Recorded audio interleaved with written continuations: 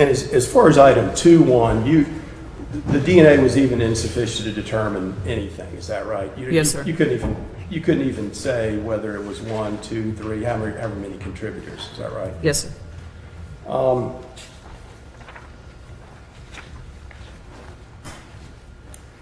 And as far as item 10.2,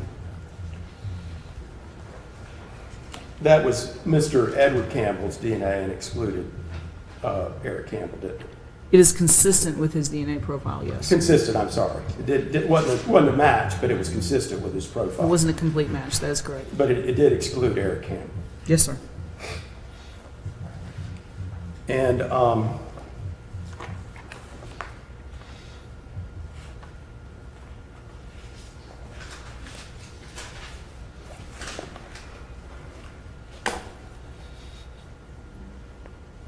as far as item 10.3, you said it was the predominant profile was consistent with the DNA of Edward Campbell, and that Eric could be excluded from the predominant profile. Is that right? Yes, sir. But you said that was a mixture with a minor component. Yes, sir. And that's item 10.3. Now, again, if you look at the alleles determined or discovered from the minor profile,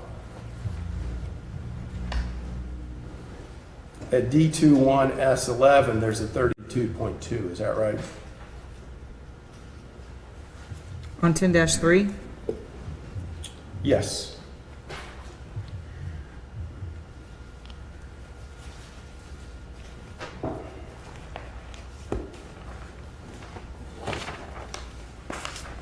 D2. I see what you're saying. On D21 S11 is 2932.2, which is that's all I see at that. I'm sorry. I'm looking at 10.3 D3S 1358. Right. And that has the minor contributors of 15. Is that right? Yes, sir. And Mr. Eric Campbell does not have 15, does he? No, he does not.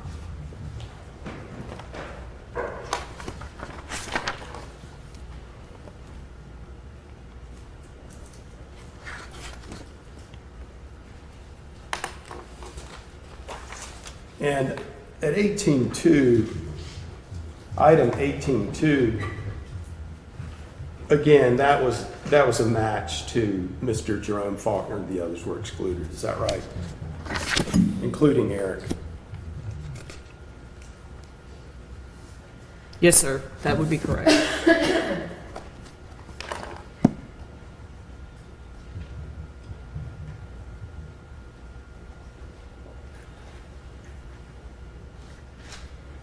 And if you look down at 19.2, now this is actually a cutting from the jumpsuit, and that was a confirmatory test for blood at 19.2. Is that right? Yes, sir. And that profiles is consistent with the DNA profile obtained from Dora Faulkner. The predominant DNA profile, I'm sorry. Yes, sir. And the DNA profile obtained from Edward Campbell could not be excluded, could it? That's correct. And then Eric was excluded from that. Is that right? As being a contributor to the minor profile.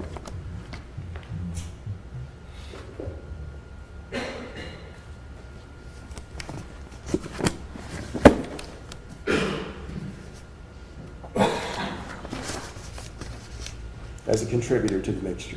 Yes, yes, sir. At 19.2.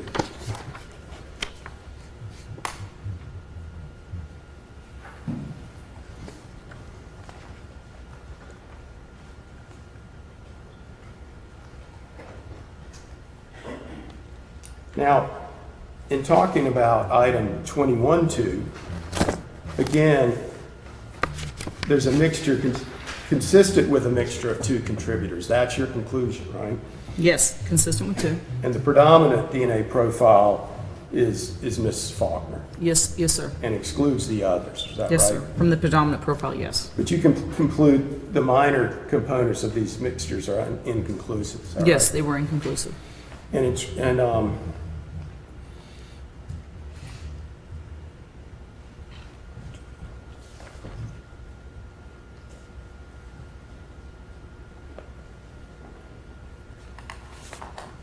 Sorry, Agent Elwell, it takes me a second to get all this stuff.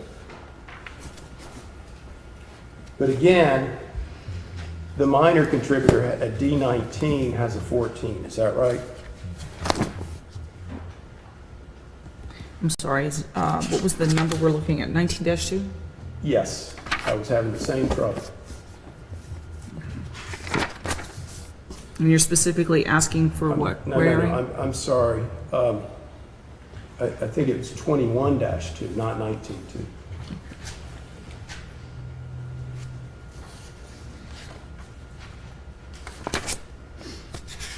Okay, I have 21-2. So at D19, the minor contributor has a 14, Yes, sir. and Mr. Eric Campbell does not have a 14, does he?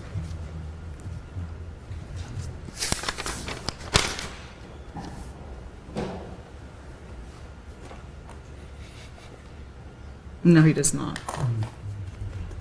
And as far as the swab of the crossbow, you just were unable to get DNA from. The handle portion, yes.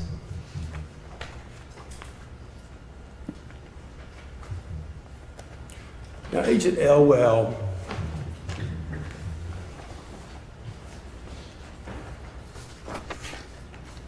we spoke a little bit earlier, and you mentioned yesterday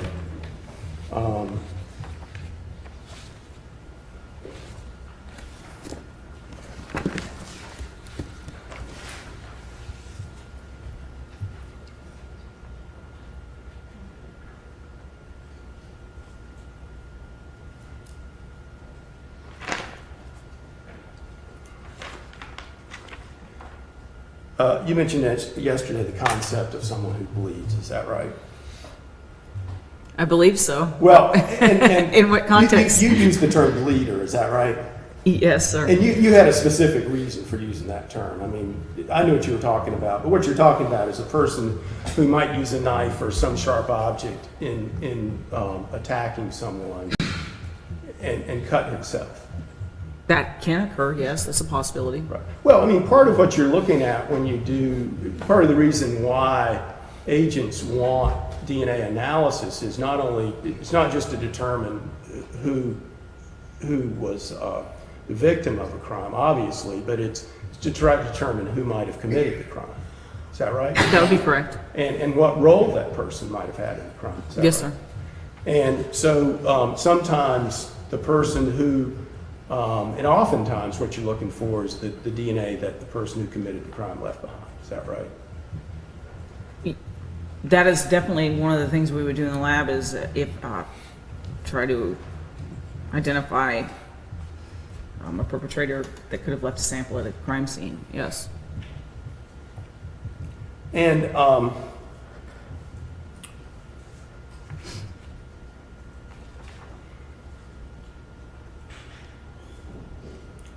in this case, you did analyze material or cuttings from material or swabs that at least had been taken from blood. Is that right? Or had been done confirmatory tests for blood? Yes, sir.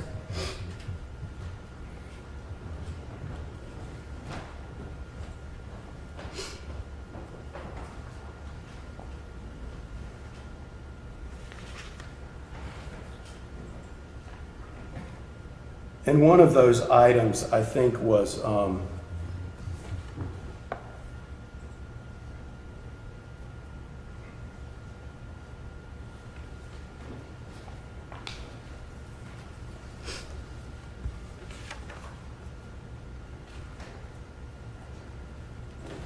item 19.2, isn't that right?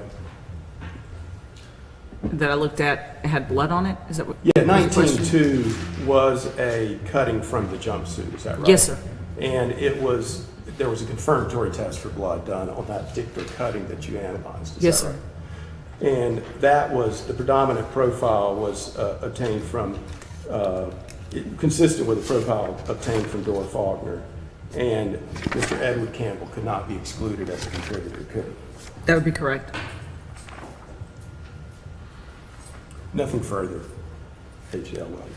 Yes, sir. Agent Elwell, there was also a cutting made of the jeans, is that correct? Yes. Of the signature Levi jeans. I mean, there was a swabbing done of that as well. Yes, yes, ma'am. And the swabbing was inconclusive because there just wasn't enough recovered, is that correct?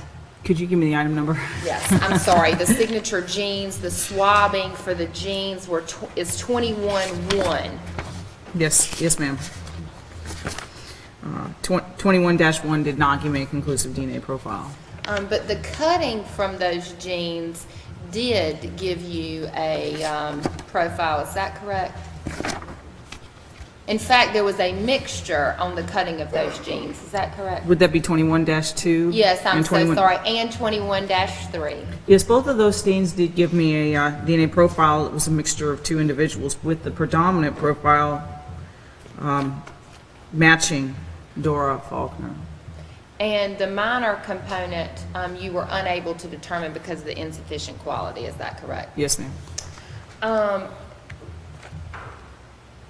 One reason why, would one of the reasons why you would not be able to recover touch DNA from, let's say, the grip of a crossbow is because somebody would be wearing gloves? Yes, ma'am, that could be a possibility.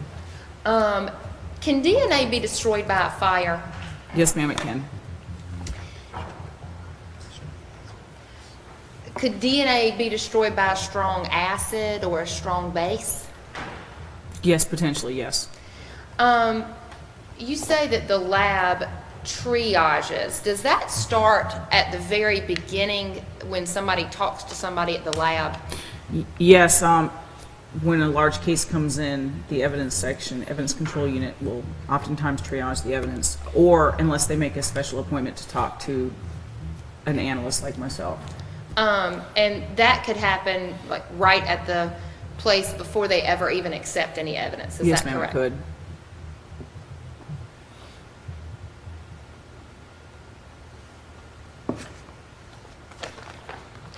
I don't have anything further.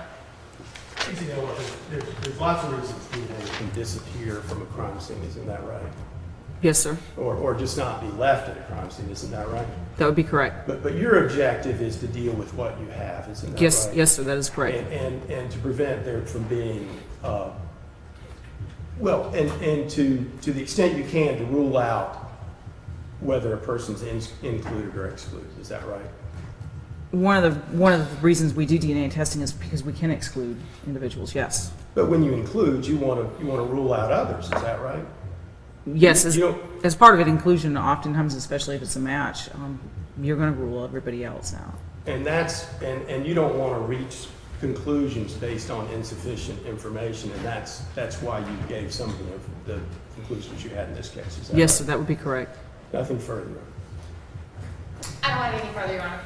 Thank you, Ms. Denton. We would ask that Ms. Elwell be excused from her subpoena. You, Jack. No, sir. Where's that, Yes, sir, Your Honor. State will call George Day.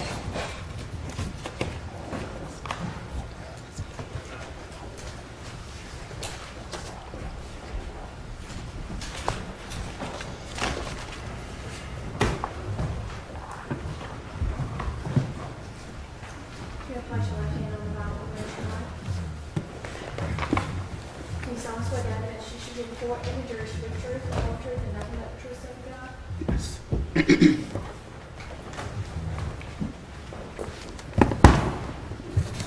God? Will you please state your name for the court? George Day, Mr. Day, how are you employed? with Days Mortuary Transportation Services. And what does Day's Mortuary Service, Day's Transportation Service do? We transport bodies different places for the state and for funeral homes. Did you pick up the bodies of Jerome and Dora Faulkner and the bodies of two dogs from West Virginia on January the 3rd of 2015? Yes. And where did you take the bodies of Jerome and Dora Faulkner after you picked them up in West Virginia? I brought them back to the medical examiner's office in Raleigh and put the Faulkners off and right up the street from there we at the hospital for the dogs. And so would that be the Rollins lab in Raleigh?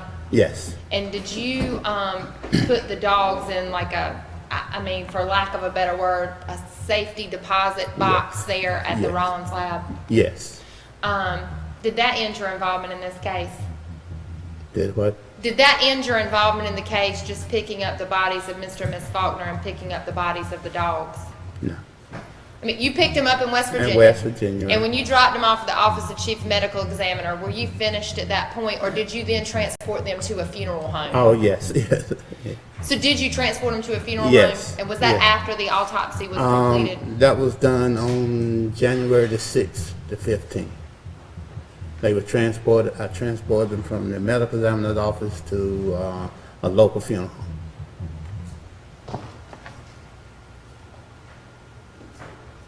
I don't have anything further. Finished with? No questions, Your Honor. Thanks, sir. Thank you.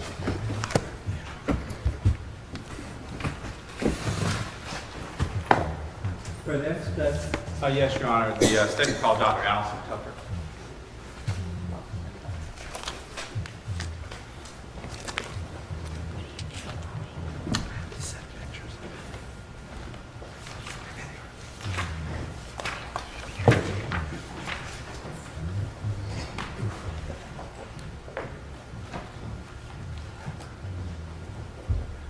Your place your left hand on the Bible and raise your right. Do you solemnly swear that evidence you should give the court and the jury should be the truth, the whole truth, and nothing but the truth, so help you God?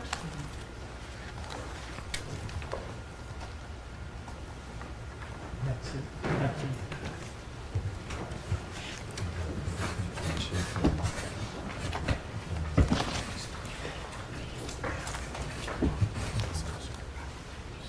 Can you state your name for the record? Allison Tucker. And where do you work? I work at the Rollins Animal Disease Diagnostic Laboratory in Raleigh. And what does the Rollins Disease Laboratory, what do you do? We are part of the State Veterinary Diagnostic Lab System. We're the main lab, and we diagnose disease in animals. As a part of diagnosing disease in animals, do you do necropsies? Yes, we do. What is a necropsy? A necropsy is an examination of an animal after it has died to determine why it died, or in the case of a humane euthanasia, what might have been wrong with it before it died. Okay. What is your general education and background? I have a veterinary degree, and I have postdoctoral training in veterinary pathology. Where did you receive your veterinary medical training? University of Pennsylvania. And do you have a specialty in veterinary medicine? Veterinary pathology, anatomic pathology. Okay. Can you describe your specialty for the jury? In a diagnostic setting, that is performing necropsies, determining the cause of death or disease in animals. We also are part of the Department of Agriculture, so we do surveillance work on livestock, poultry, things of that sort. We also will test samples on people's pets, living animals. If you have a lump or bump taken off your dog, we'll provide a diagnosis on that. So any aspect of veterinary diagnostics we will handle. Are you board certified in veterinary pathology? Yes, I am. And what does that involve? That involves 3 years of postdoctoral study and doing casework, and then completing the certification examination of the American College of Veterinary Pathologists. Are you a member of any professional organizations? Yes, I am a diplomat of the American College of Veterinary Pathology, and I'm a member of the Association of Veterinary Laboratory Diagnosticians. How many necropsies have you performed? I don't know exactly the number, but several hundreds. And as a part of your position at the Rollins Disease Laboratory, do you review other necropsies? Yes, I do. I review necropsies completed by diagnosticians who are veterinarians that can perform the necropsies but are not certified pathologists, and that would be thousands. Can you describe what a necropsy is? It begins with an external exam of the animal to determine what you can see. We say grossly, that means you can see it with your eyes. And then we will open the body to determine any internal changes, whether it be disease, trauma, congenital problem. And then after that, we do ancillary tests on the samples, look at them under the microscope, perhaps do some culture, do other tests, and then when that's complete, we arrive at a diagnosis. Your Honor, I would tender Dr. Tucker as an expert in veterinary anatomic pathology. Any objection? No, sir. Dr. Sim.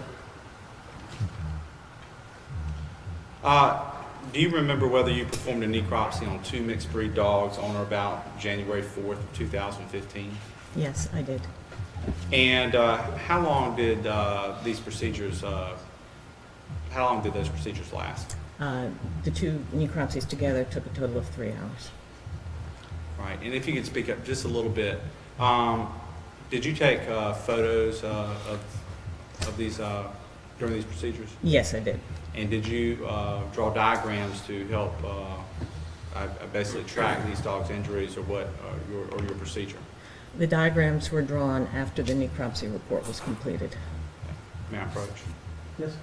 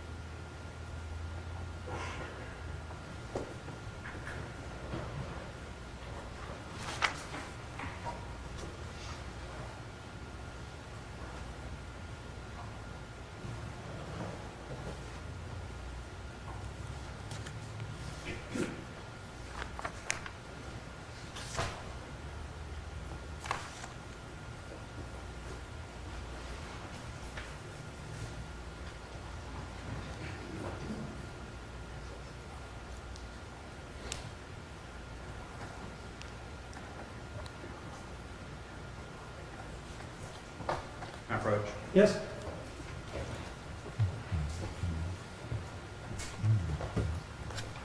Dr. Tucker, I'm going to hand you what has previously been marked as State's Exhibit 552 for identification purposes through State's Exhibit 562.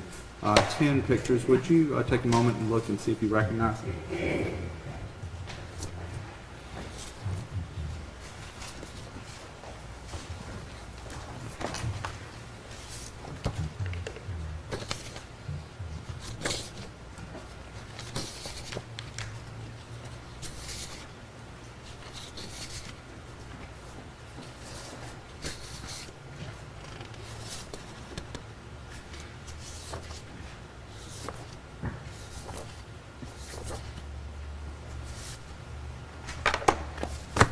Yes, I do.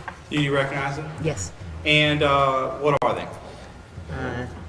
They are the diagrams that I drew after the report was completed, and they are also include photographs that I took of the 2 dogs prior to and during the necropsy. Okay.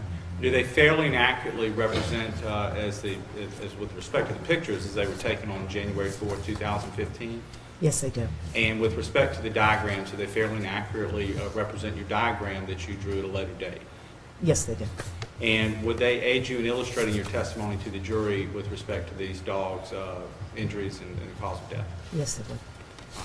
Your Honor, I would ask that States Exhibit 552 through 562 be admitted into evidence for illustrative purposes. Okay. May I approach? Yes.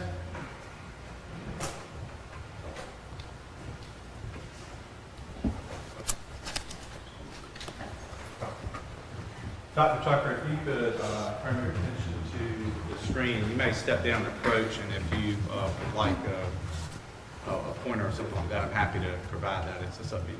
Okay.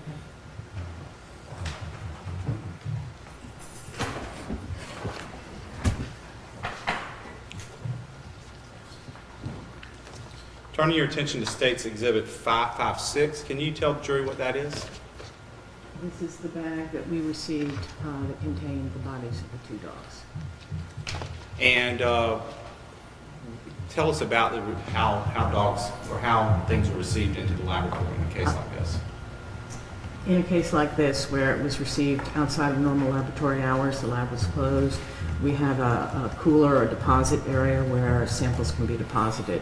The dogs were put there, and I received them the next morning when I came to the lab, and the dogs' bodies were in the bag in our cooler at our facility. If you could turn your attention to States Exhibit 552 as well as States Exhibit 557, and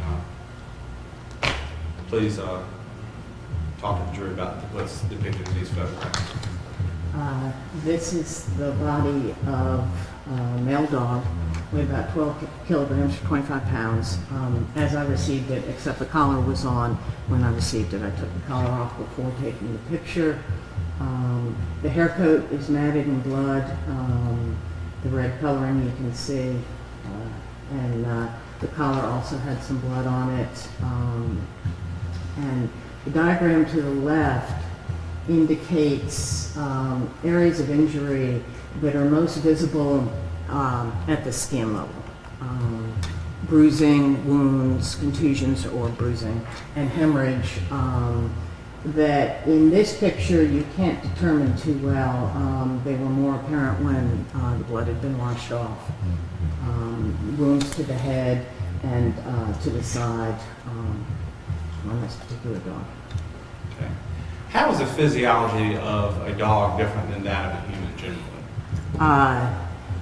In a lot of subtle ways, they're different, but one of the ways that is most apparent in trauma cases is how they respond to trauma. They're moving, their skin moves on their body, I think more than ours does. I don't do the human side of things, but anybody who's seen a dog shake when they're wet, you can see how much their skin moves. So that leads to injuries given different patterns in the skin and the deeper tissues.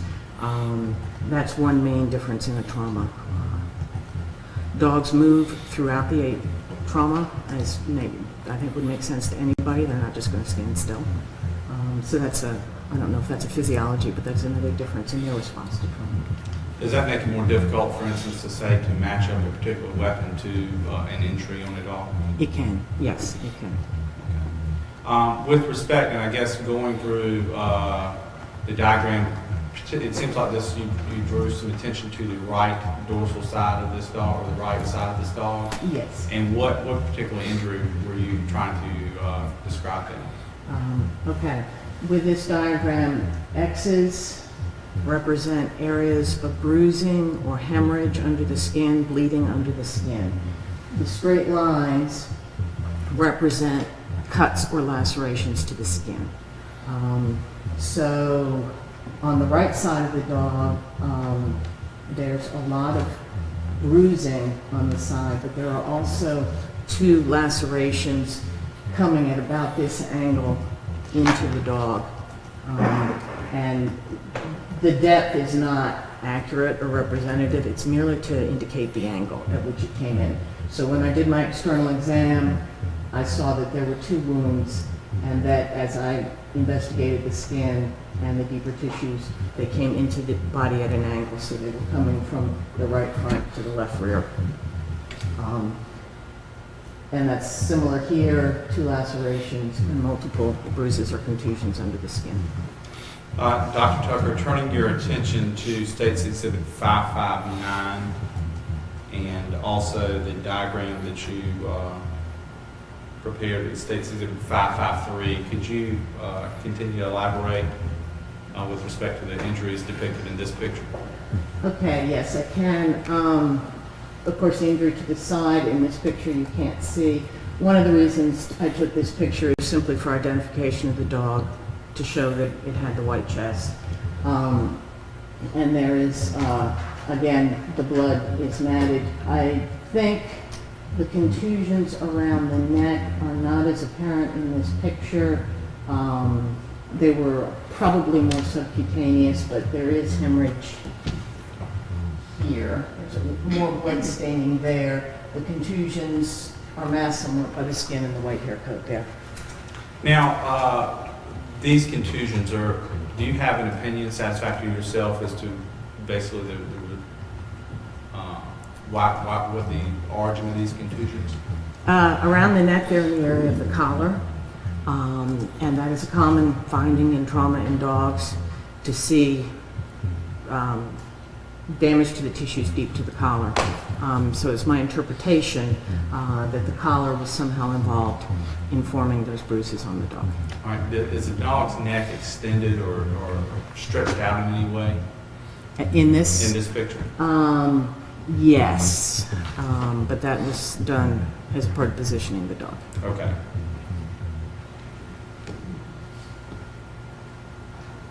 Turning your attention to State's Exhibit 560, what does this picture show? This picture shows the top of the dog's head. This is the eye, and this is a wound above the eye. And the eye has been luxated out of the socket. This wound goes deeper into the tissue and behind the eye, and it was that wound that then caused the eye to be luxated out of the socket. Now, are there other injuries for which we have not shown pictures? The lacerations to the side, we didn't get to them. And some of those pictures are, necropsy is necessarily more invasive than an autopsy, is that correct? It is much more invasive than an autopsy. And can you describe the injuries that we have chosen not to show to the jury? Yes. The lacerations to the side, when I removed the skin, I could see that they went into the thorax, which is the top part of the chest, which is separated from the abdomen by the diaphragm or muscle, and that's what makes us breathe, lets us breathe. But they passed toward the back of the dog, then through the diaphragm, so they went into the chest and then into the abdomen of the dog. That's one on this dog. Another set of changes that we didn't show on this dog is around the neck and the muscles of the head. There's a lot of bruising, there's a fracture, and the neck has increased laxity with cervical dislocation. There wasn't actually a fracture, but the ligaments that hold the neck together were stretched. And there's hemorrhage in the tissue, and there's even hemorrhage in the spinal cord and the meninges. The meninges are the covering of the spinal cord. So this is due to trauma, and hemorrhage in the spinal cord can lead to swelling, particularly the spinal cord in this area on the dog would result in respiratory failure. With respect to this damage on the neck, is that similar to if this dog was hung? It would be a similar lesion, yes. Okay, and when you say lesion, what do you mean? Oh, a lesion is any change from normal. A wound is a lesion, a bruise is a lesion. Do you have an opinion as to the result, as to after your examination, as to the what has caused the death of this dog? Yes, there's blunt and edge trauma to the head and side, and blunt trauma to the neck. And in my opinion, this dog died because of cervical dislocation. Dr. Tucker, do you have an opinion based on your examination as to what the capabilities of dog A would have been after these wounds were inflicted? The dog would have limited capability after these wounds, particularly the wound to the neck and the side were inflicted. With respect to these wounds, and I guess if you could explain, how do you relate, or what would you relate as far as a sensory, what we would interpret as pain with respect to an animal? These wounds would be painful. Do you have an opinion as to the length of time that this dog A, would have been, would have lived after receiving these wounds? Yes. The dog would have lived for minutes but not hours. Death would not have been instantaneous. As a part of your examination, do you look at the overall physical condition of the dog aside from injuries? Yes. And did you have an opinion satisfactory of yourself about either the care of these dogs or the natural disease state of these dogs? Yes. These dogs were in good physical condition. Their teeth indicated that they were fairly young, over a year old, but not old. They were in good health, no internal or active parasites, fleas, anything like that. Well cared for. So, I guess in layman's terms, would you describe these dogs as well cared for? Yes. Or this dog is well cared for? Yes, I would.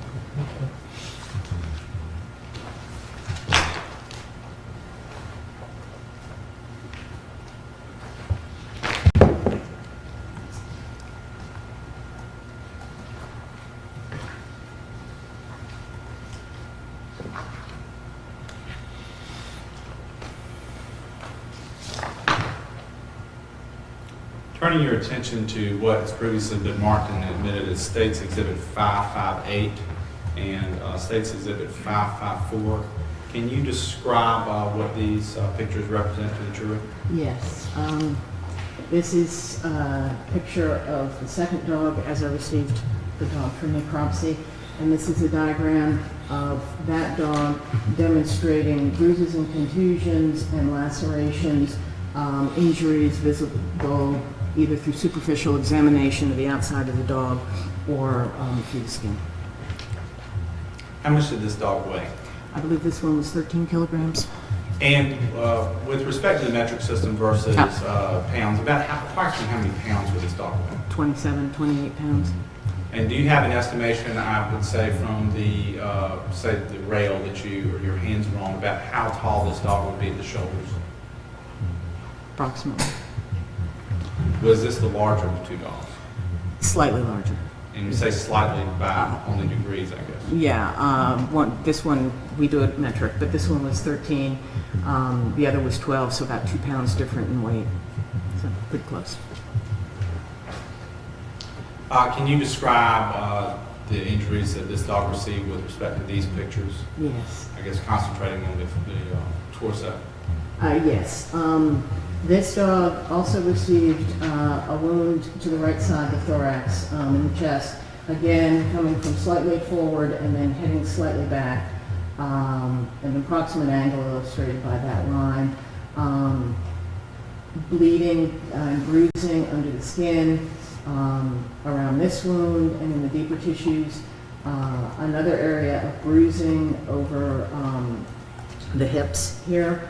And then on the shoulders and neck, bruising, and then 3 lacerations on the face, one over each eye and one in the middle of the forehead. Turning your attention to States Exhibit 562, what is depicted in this photograph? This is the head of the dog demonstrating the lacerations or cuts. This is one. This is another. There's another here that's not as well demonstrated, and I believe there may have been one on the nose. I have to check my notes, but the 3 lacerations are illustrated there. Now, with respect to the wound on the torso, was that a penetrating wound? Yes, it was.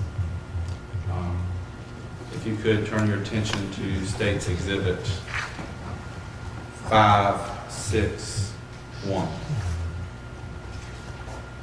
And what does that picture show?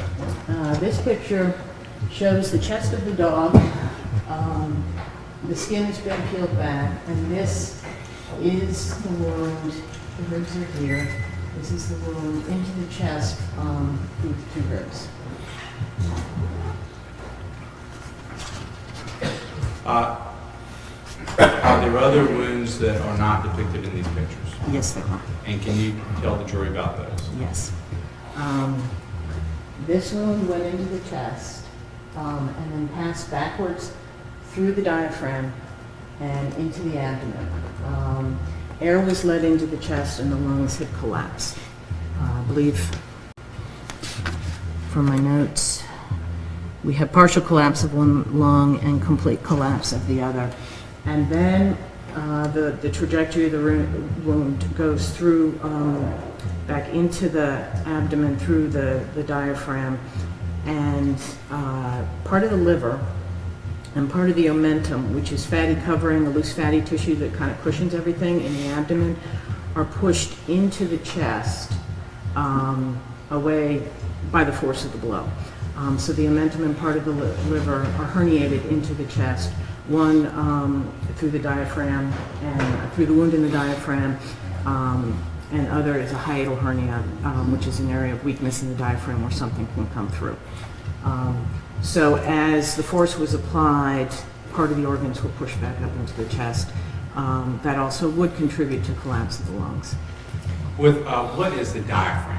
That is a muscle, separates the abdomen from the thorax, the chest, and when we breathe, it moves, and that expands our lungs or lets them collapse. So that we can And breathe. what does the principle of the diaphragm work on? When you say collapsed lung, what does that mean?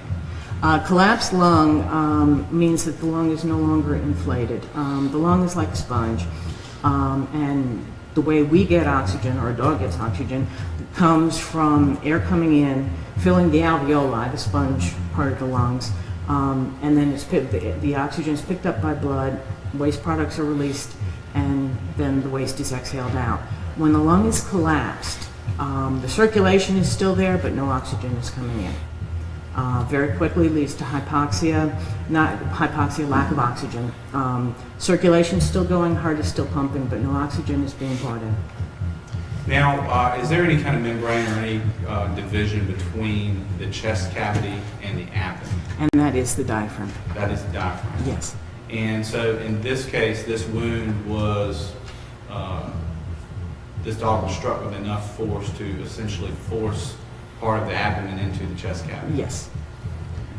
Do you have an opinion satisfactory to yourself as to the cause of death for dog B? Yes.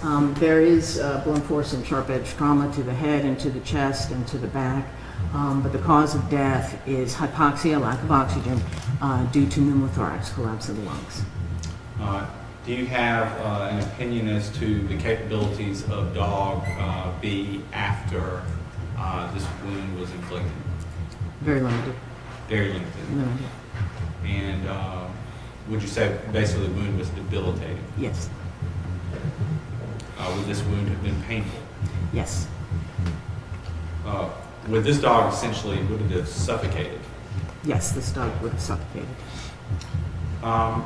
Do you have an opinion satisfactory to yourself as to how long this dog would have lived after this wound was inflicted?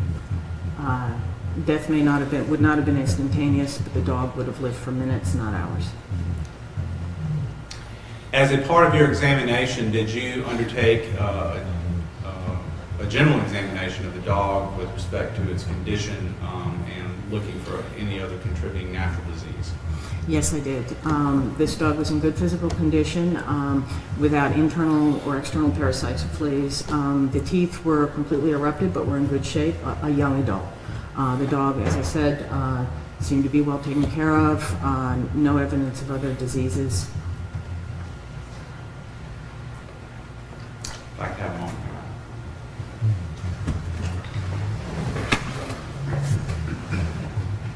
Dr. Tucker, I don't have any other questions. Witness with no questions, Your Honor. Thank you. Thank you. Stand down. The expedition, she be released. Yes, Your Honor, I'd ask Dr. Tucker to excuse me from speaking. Ladies and gentlemen, we're going to take our morning recess at this point. During this time, it is your duty not to talk among yourselves about this case. duty not to talk to the parties, the witnesses, or the lawyers about anything at all. Further duty not to talk to anyone else, to allow anyone else to talk with you or to say anything in your presence about this case. Don't make any comments to anyone about this case as to how one side's doing or the other doing, or about any of the evidence in this case. Those things need to be kept to yourself. We may talk about them for the first time when the jury deliberates in this case. Don't do any individual research or investigation on your own about any issue touching on this trial, and do not form or express an opinion about this case during this time. With that, ladies and gentlemen, while everyone else in the court remains seated, I'll excuse the 17 of you and ask that you return and assemble in the jury room at 20 minutes after the hour of 11. We'll go by that clock. Actually, let's say 25 minutes after the hour of 11. 25. With that, you're excused. Record should reflect that all the jurors asked for. Anything record say? Yes, Your Honor. We are going to be tendering the testimony of two pathologists this afternoon as the autopsies of Jerome and Dora Faulkner. The defendant has previously filed an objection with respect to some of the pictures. It is our intention to mark all pictures for the record, but with respect to that, we will tender to the court the ones we intend to introduce, and the others, they will not, obviously, the ones we don't mark won't be entered into evidence, or the ones we mark that choose not to enter. So we're going to be skipping some numbers as far as that goes, but I guess we just need to handle that at some point while the jury's not present. The photographs that you intend to introduce into evidence, that you will share those with the defendant and see if they object. Anything further? Nothing else, Your Honor. Anything further to record for the defendant? We'll be in recess until 11:45. Going to be in recess 25 to 11.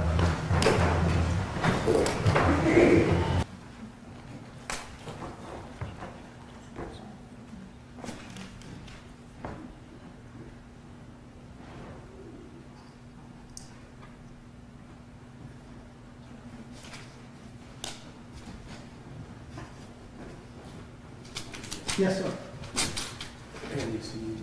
Yes, sir.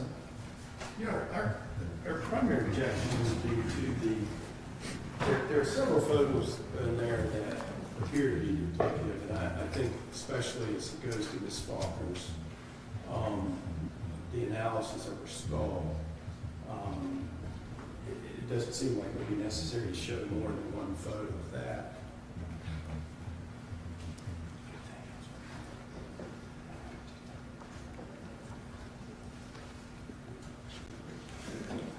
And Your Honor, I'm not sure that it's necessary to show that many pictures in order to explain the findings in this case anyway. It's just an awful lot of photos. I realize it's a complex autopsy.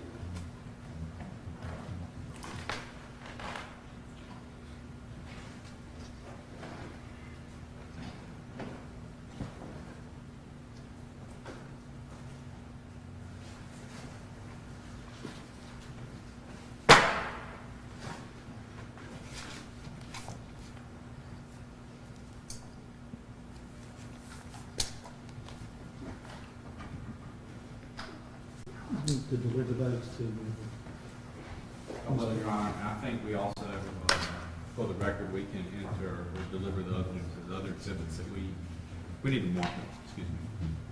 And Judge, we have there are 28, actually 27 photos that we intend to introduce. There are 33 photos that we do not intend to introduce. And just so the court is aware, the findings that were made in, I believe that Dr. Venuti will testify to, but certainly what she's reported in her, in the autopsy, is that there was blunt force trauma to the head, and that reveals itself in several different ways: a large complex laceration on the forehead, skull fractures, scalp hemorrhaging, discoloration of the nose and face, the nose, right cheek, and jaw. There's also penetrating sharp force injury to the torso. There are other sharp force injuries that are noted. There are 3 cuts or perhaps more to her arm. There is a right neck wound injury that appears to be a stab. There are also blunt force injuries that are contained throughout her body.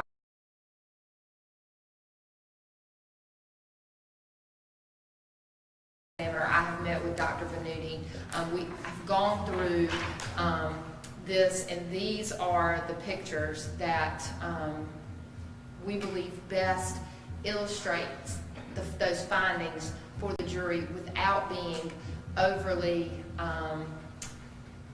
without showing too many pictures, Judge. I will say we've used some 3 pictures that we're choosing not to use. These are the ones that go to her injuries, how she may have reacted, any defensive wounds, things like that.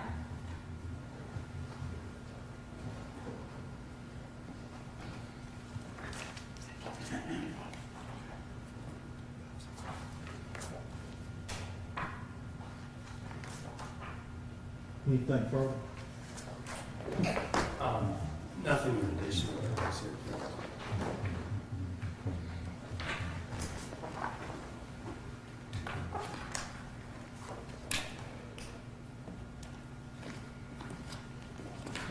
The records reflect this court reviewed the 28 photos that the state intends to present to its witness, a pathologist. This court has reviewed those. This court has reviewed the different views of the photographs and given those different views of the photographs, and if used by the witness to illustrate and explain the testimony of the witness, the fact that their number is 28 is not unduly objectionable in this particular case, and the content is not unduly objectionable as long as the witness can testify as to their use in this particular matter. So I don't see any need or reason to reduce the number of the photographs. We can have a few more minutes. Yes.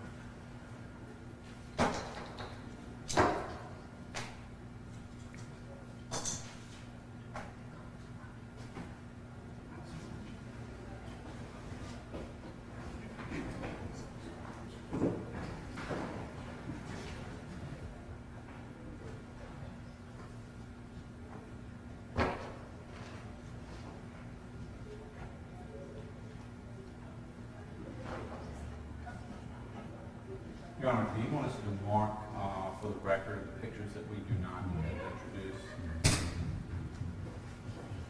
Or is that necessary? I don't think that has any relevance to my ruling on whether or not the 28 you're getting ready to introduce into evidence are appropriate in this particular case. I didn't hear that question, Your Honor. I want to know if we needed to mark the 33 photographs that we're not using. And the fact that there were other photographs made a difference to my ruling, so I don't understand. It's important.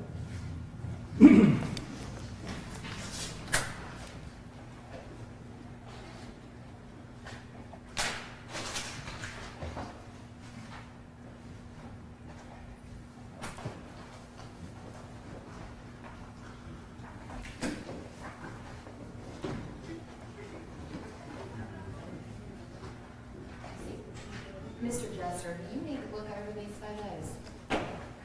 No, ma'am.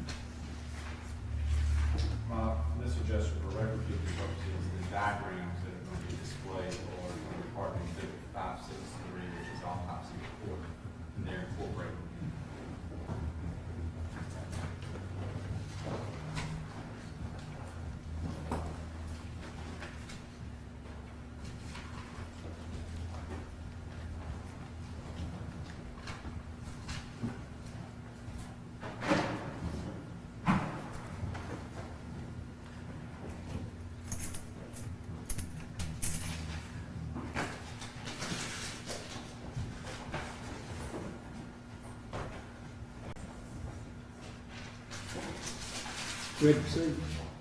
We're ready, Your Honor. We invite you in, please.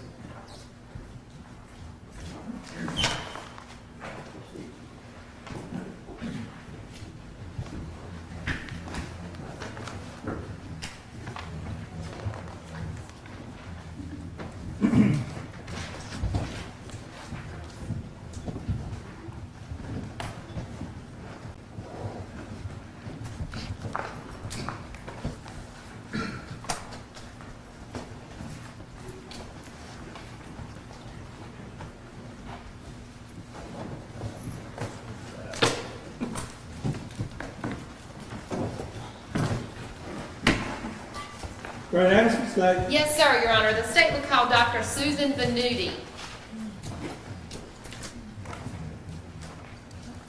Place your left hand on the Bible and raise your right. Do you solemnly swear that evidence you should give in court and the jury should be the truth, the whole truth, and nothing but the truth, so help you God? I do.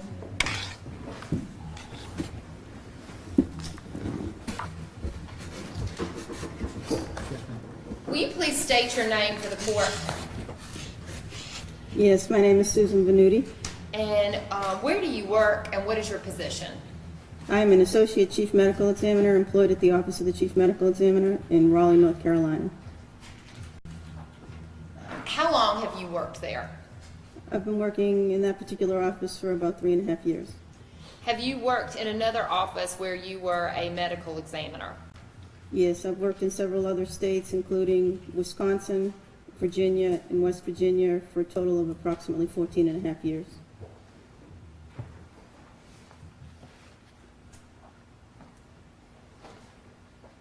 Where do you work and what was your position? I'm sorry, were you working at the Office of the Chief Medical Examiner on January the 5th of 2015? Yes, And was your position the same, Associate Chief Medical Examiner? yes. Are you licensed to practice medicine in this state? Yes, I'm licensed to practice medicine in the state of North Carolina. When did you become licensed? I became licensed prior to my employment, which began in January of 2014, so I received my license a couple of months before in late 2013. And are you also licensed in Wisconsin, Virginia, and West Virginia? Yes, I am. When and where did you receive your medical training? I went to medical school at the University of Kansas Medical Center. Following that, I did a residency program in anatomic and clinical pathology, also at the University of Kansas. And I completed a forensic fellowship in Milwaukee County Medical Examiner's Office. Do you have a pathology specialty? Yes, I'm board certified in both anatomic pathology and forensic pathology. Describe your specialty. Pathology is basically the study of disease and its diagnosis by examining tissues, organs, and bodily fluids. I have board certification in anatomic pathology. Forensic pathology is specialized training where we basically investigate any sudden, unexplained, or unnatural deaths in order to determine the cause of death. We perform autopsies. Are you a board certified, or are you board certified in pathology? Yes, I'm board certified in both anatomic pathology and forensic pathology. What does board certification as a pathologist involve? Board certification is obtained following the required training, the residency training that I completed. Then we take a national, very comprehensive board exam, which tests your competency in the subject. And the residency training, how long is that? For me, when I was a resident, my combined anatomic and clinical pathology training was a total of 5 years. And then I did 1 year of specialty training in forensic pathology. Have you testified before as an expert in pathology, Yes, specifically forensic pathology? yes. Approximately how many times? Approximately 80 to 90 times. Your Honor, the state would tender Dr. Venuti as an expert in forensic pathology. Any objection? So to see. Dr. Venuti, will you tell the jury what are your duties as a pathologist, specifically a forensic pathologist?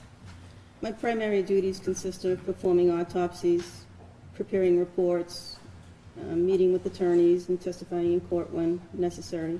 We're also involved in some teaching of medical students and residents and fellows. What is an autopsy?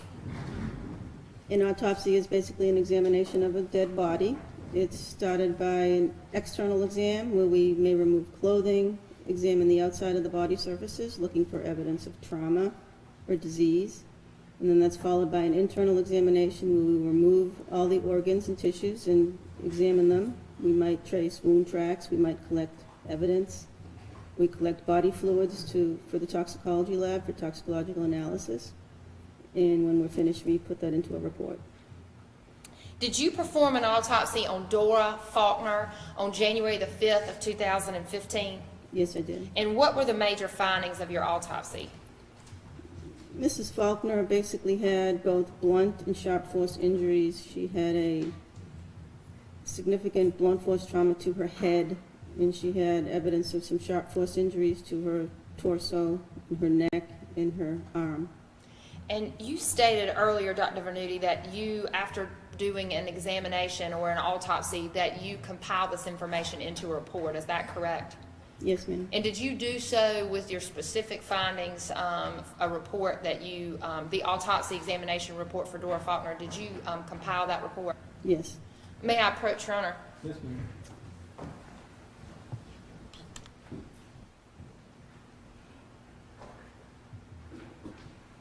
Dr. Venuti, I'm showing you what's been marked as State's Exhibit 563.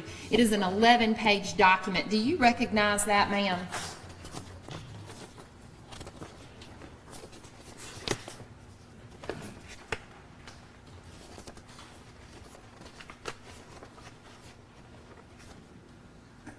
Yes, State's Exhibit 563 is a copy of my autopsy protocol, including some diagrams and a toxicology report. And did you prepare this, including the diagrams? Yes.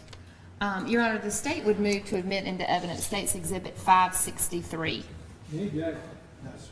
Motion allowed.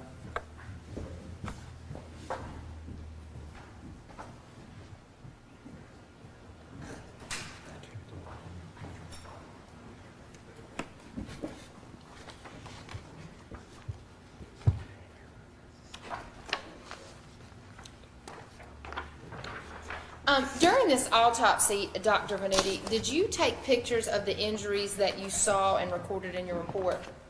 Yes, either my assistant or I did it under my direction. May I approach? Yes, ma'am.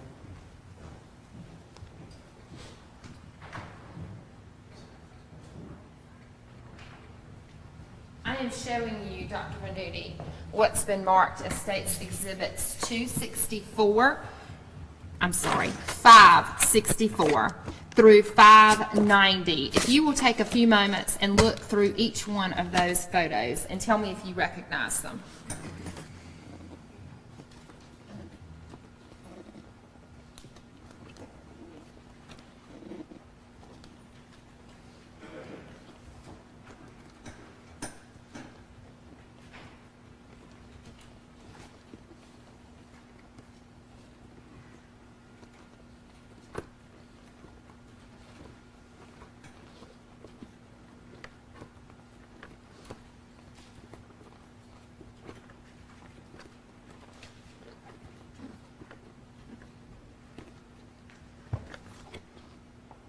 Okay, State's Exhibit 564 through 590 photos that were taken during the autopsy examination. And do they fairly and accurately represent the way you found Dora Faulkner and the injuries that you observed on and about her body on January the 5th of 2015? Yes. Would they aid you in illustrating your testimony to the jury?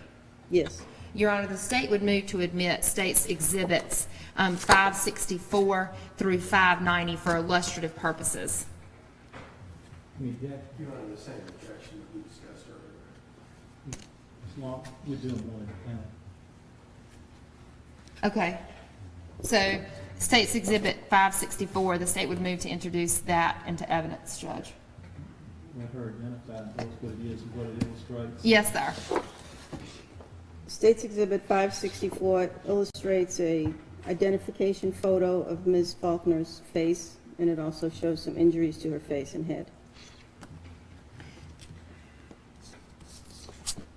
State's Exhibit 565. State's Exhibit 565 shows how the decedent's body was received in our morgue. She was wrapped in a large comforter. State's 566. State's Exhibit 566 showed Mrs. Faulkner how she was received, still clad in clothing and still uncleaned. On my autopsy photos, they have an identification number. In this particular case, it's B150226. State's Exhibit 567. State's Exhibit 567 shows the lower half of Mrs. Faulkner's body, still clad in the original clothing. Still bearing the same identification number. Yes. State's Exhibit 568. State's Exhibit 568 is a photograph of the left side of Mrs. Faulkner's face, illustrating some injuries to the surrounding the left eye and left forehead. State's Exhibit 569. State's Exhibit 569 is a photograph of the right side of Mrs. Faulkner's face, also showing some injuries and some areas of discoloration on the right side of the face. State's Exhibit 570. State's Exhibit 570 is a little more close-up view of the face, illustrating the injuries. State's Exhibit 571. State's Exhibit 571 is a close-up of the decedent's right side of the face, showing some discoloration on the right cheek. State's Exhibit 572. State's Exhibit 572 is a close-up photo of the forehead, basically the left forehead, where there was a large, atypical, complex laceration exposing the underlying bone. And State's Exhibit 573. State's Exhibit 573 is an additional photograph of that laceration with the scalp tissue pulled upward, revealing fractures and irregularities to the bone, as well as some black pigmentation of some foreign material that was transferred. And State's Exhibit 574. State's Exhibit 574 is an additional close-up of that wound to illustrate the black staining and also to illustrate that there was some black foreign material in that area that was collected as evidence. State's Exhibit 575. State's Exhibit 575 is a photograph of the top of Mrs. Faulkner's head after the scalp has been reflected, showing skull fractures to the top of the head. State's Exhibit 576. State's Exhibit 576 is another photograph of the top of Mrs. Faulkner's head, more concentrated at the frontal top of the head, showing the extensive, depressed, fragmented skull fractures of the frontal bone. State's Exhibit 577. State's Exhibit 577 is a photograph of the left side of Ms. Faulkner's head, again showing the skull and these skull fractures. State's Exhibit 578. State's Exhibit 578 shows the base of the skull, which is basically what the brain rests on after the brain has been removed, showing multiple fractures on the base of the skull. State's Exhibit 579. State's Exhibit 579 shows a sharp force injury to the left side of Mrs. Faulkner's body. State's Exhibit 580. State's Exhibit 580 is a close-up of the sharp force wound to the left side of Mrs. Faulkner's body, showing the characteristic features of it and the shape of it as a T-shaped wound. State's Exhibit 581. State's Exhibit 581 is a photograph of Mrs. Faulkner's left arm. Basically, we can see the upper arm medially between the armpit and the elbow, also showing some sharp force injuries. State's Exhibit 582. State's Exhibit 582 is the outer aspect of Mrs. Faulkner's left arm, illustrating a penetrating sharp force injury. State's Exhibit 583. State's Exhibit 583 is another photograph of Mrs. Faulkner's left arm, which shows all the sharp force injuries in the previous two photos. State's Exhibit 584.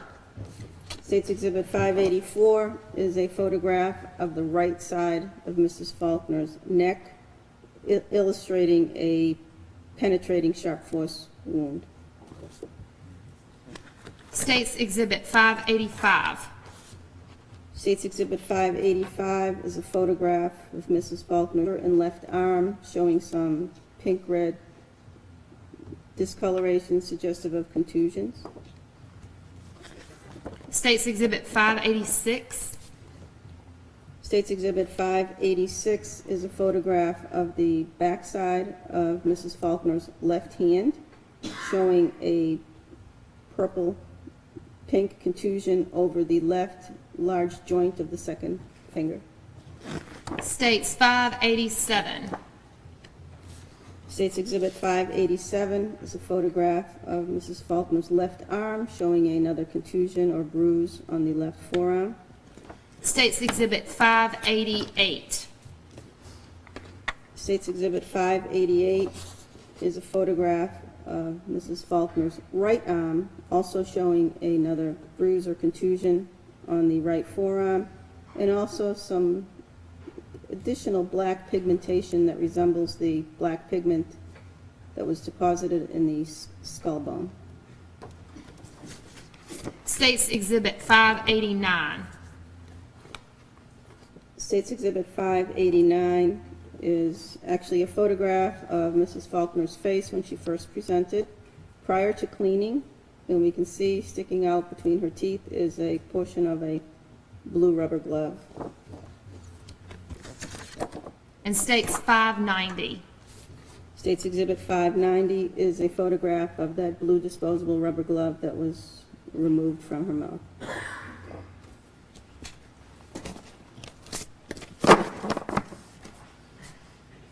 Your Honor, Any objection to any specifics, Judge Ray? Your Honor, 573, 576, 577, 578. Objections other than making permission to publish, Judge. Yes, ma'am.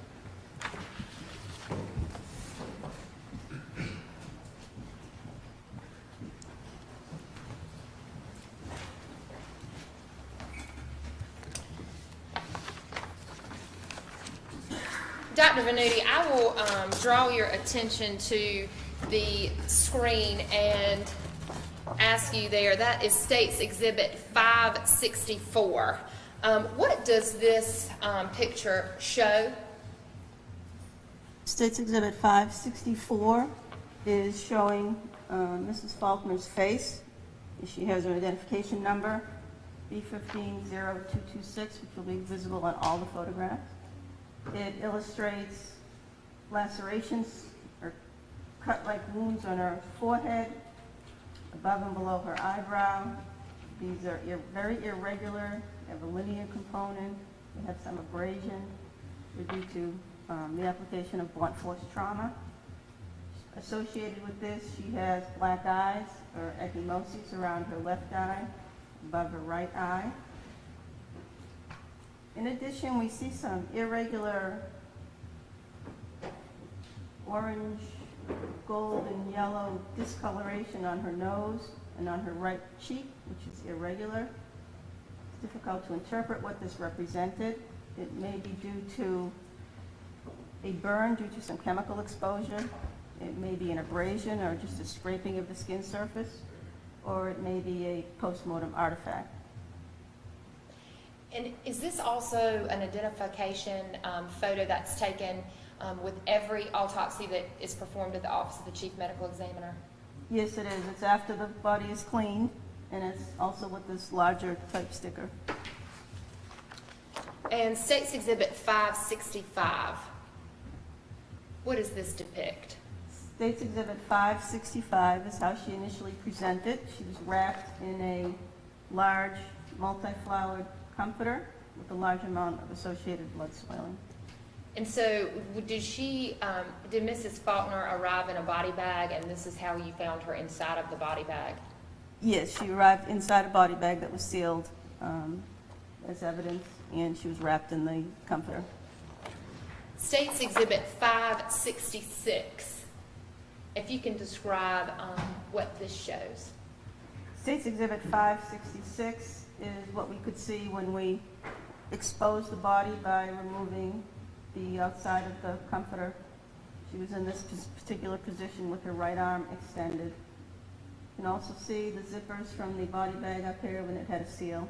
It had a blue metal seal and the zipper pulls. State's Exhibit 567. State's Exhibit 567 is a photograph of the lower portion of Ms. Faulkner's body, still clad in her clothing, which has multifocal areas of blood soiling. And when you say multifocal areas, what does that mean? Just multiple areas on the legs, on the upper part, on the socks. Dr. Venuti, did Mrs. Faulkner come with shoes on, or is this how she came without shoes on? She came without shoes. Drawing your attention now, Dr. Venuti, you indicated that some of your major findings, or one area of major findings, was blunt force trauma to the head. Is that correct? Yes. And you obviously took pictures of those particular injuries. Yes. I would draw your attention now to State's 560. First, I'm sorry. If you will take a look at State's Exhibit number 563, which is your autopsy report, are there some diagrams that are located in that report? Yes, State's Exhibit 563 includes some diagrams of the body, the head, and the arms. So I would draw your attention specifically to the diagrams of the head and skull, and they are here on the screen. If you can describe, did you make these drawings when you either performed the autopsy or right after the autopsy was performed? Yes, while performing the autopsy, I would sketch some of the findings on a diagram.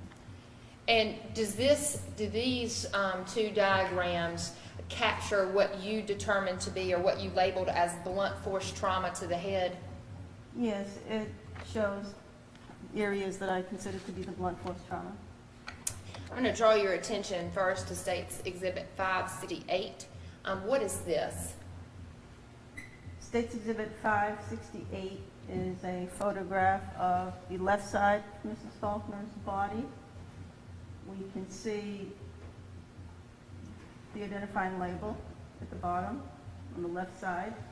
We see a contusion or a bruise to the left forehead with parts of this laceration or tear in the skin. We also see some ecchymosis or hemorrhage around the left eye, and there's some additional lacerations associated with the eyebrow. And so are these different lacerations than the large one that you note on the top of the forehead? Yes, the lacerations above and below the eyebrow appeared separate than to the one large complex laceration of the left forehead. So different blows? Possibly different blows, yes. Drawing your attention next to State's Exhibit 569. Do you recognize this? Yes, State's Exhibit 569 is a photograph of the right side of Mrs. Faulkner's face. Of note, we can see the contour of her forehead, showing there's a depressed skull fracture there. We see a black eye, some supraorbital ecchymosis on the right side. As I showed you in the very first photograph, there were these irregular areas of orange, yellow, brown, tan discoloration on her cheek and also on her nose. And I was uncertain what the significance of those was. It appeared that it could be a burn due to chemical exposure. It could be an abrasion, which is another blunt force injury due to scraping of the skin. Or, considering the time interval, it could be a postmortem artifact. We also see some more of that discoloration in two linear bands along the right jaw. And so if you were to attribute those markings to anything other than trauma, that would be perhaps the postmortem wounds that you talked about? Yes, and they may be a postmortem artifact. So drawing your attention now to the screen, where did you note these, the ones from the right side and from the left side of Mrs. Faulkner's face on your diagram? On the diagram, on the left side, on the left forehead, we can see a simplified drawing of a large laceration. Lacerations are lines that I drew above and below the eyebrow. The X's that I depicted in the photograph, to me, mean that the skull was fractured, that were palpated in the forehead below the left eye. And I briefly sketched in these areas of discoloration on the cheek and on the nose, and along the right jaw. And on this particular diagram, I also included a penetrating sharp force wound on the right neck, which on the photograph is on the right lower corner. So when you note on the diagram there on what would be, as I'm looking at the TV screen, the right, but it would be the left eye. You see that? And there's an X. Is that indicative of a fracture? Did you find that there was a fracture there in the bone under the eye? Yes, just for simplification, I usually draw X's over the area that I could palpate a fracture. And again, we can see that the skull bone is depressed irregularly due to fracturing and depression of the frontal bone. I'm showing you State's Exhibit 570. Do you recognize that? Yes, State's Exhibit 570 is another photograph of Mrs. Faulkner's face, similar to the identification shot, except with a smaller label. It more clearly demonstrates the lacerations to the forehead. We can see that they're somewhat irregular with some linear components to them, showing that it may have been something with a very heavy blunt object with possibly a sharp edge to account for that. We can also see through the skin. There's some skull bone that's exposed, and you can see that black discoloration. And there's also some black foreign material that I collected at that location, which may have been transferred from the object that she was struck with in the head. Dr. Venuti, in this photo where you see the diagram as well, for lack of a better word, Miss Faulkner's face almost looks like it's been squished or smushed in some way. Do you agree with that? Well, her nose somewhat deviates to the right. The nose was not broken. It appeared that may have been due to some pressure on her nose. Something may have been resting on her nose, or she may have been resting face down on her nose. And you noted those areas on the diagram, is that correct? Yes. And where did you note the findings from this picture on your diagram? It's the lacerations, fractures, another contusion on the right forehead. We have the bilateral black eyes, or periorbital ecchymoses is what we call them. And we have the abrasions on the nose and the cheek. And again, more discoloration on the right jaw. And State's Exhibit 571, I believe, is the close-up of the discoloration that you've talked about several times. Do you? I know you've said there are several things that this could be. Do you have an opinion as to what caused this particular injury? State's Exhibit 570, This is 571. okay, State's Exhibit 571, it's a close-up of the right cheek. Due to the discoloration and the unusual appearance of it, it looks kind of like drop-like with, it looks like it may have been due to some type of a chemical that was on her face and may have dripped a little bit. So that's a part of my differential, is a burn due to some chemical that was applied. Or it looks like an abrasion. It does look like some scraping of the skin, so it could be an abrasion. I can't tell exactly with 100% certainty what it's from.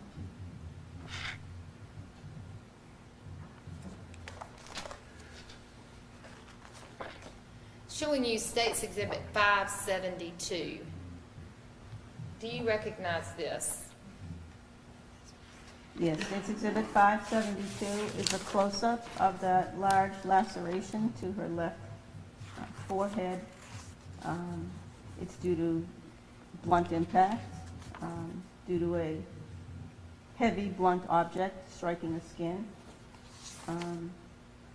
It may be more than one strike in the same or similar location, because we see extensive splitting of the skin and we see extensive underlying skull fractures with fragmentation and depression.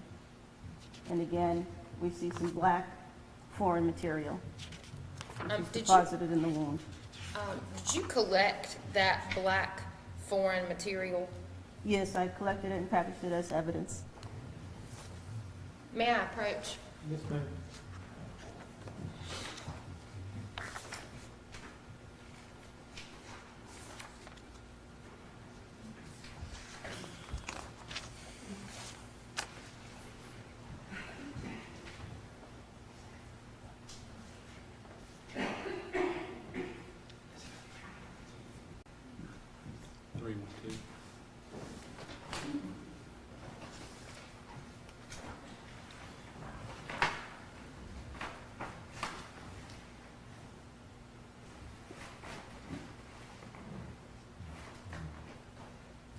Dr. Venuti, I'm showing you what's already been admitted into evidence at State's Exhibit 312.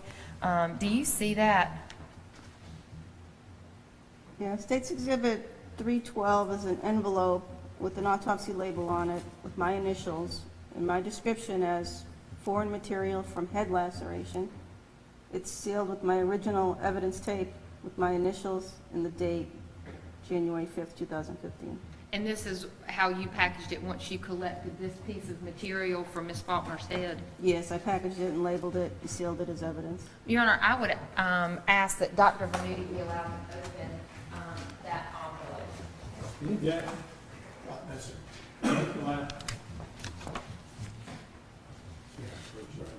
Yes.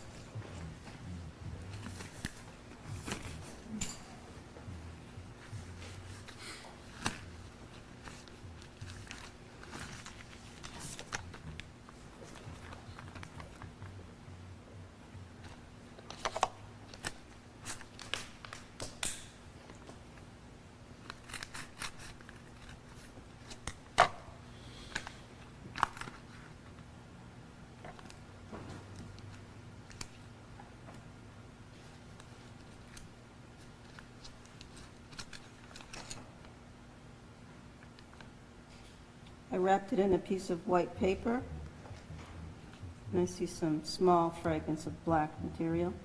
Your Honor, I would ask that she be allowed to show this to the jury. Yes.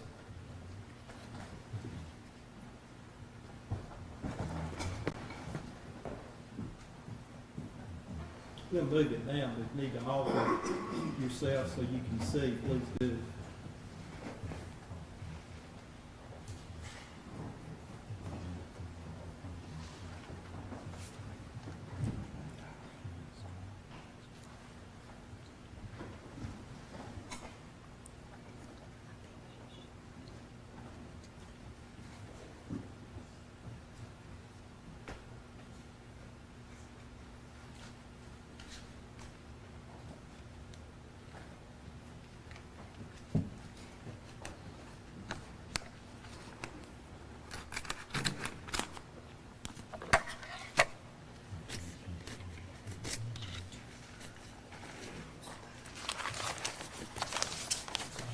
know what type of weapon would have caused or could have caused this type of injury?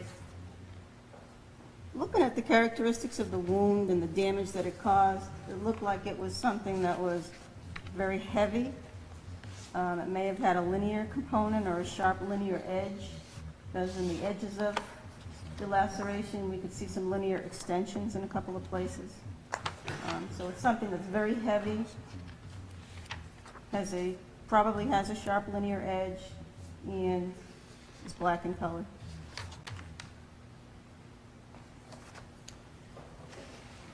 Your Honor, if I may approach Dr. Venuti. Yes, ma'am.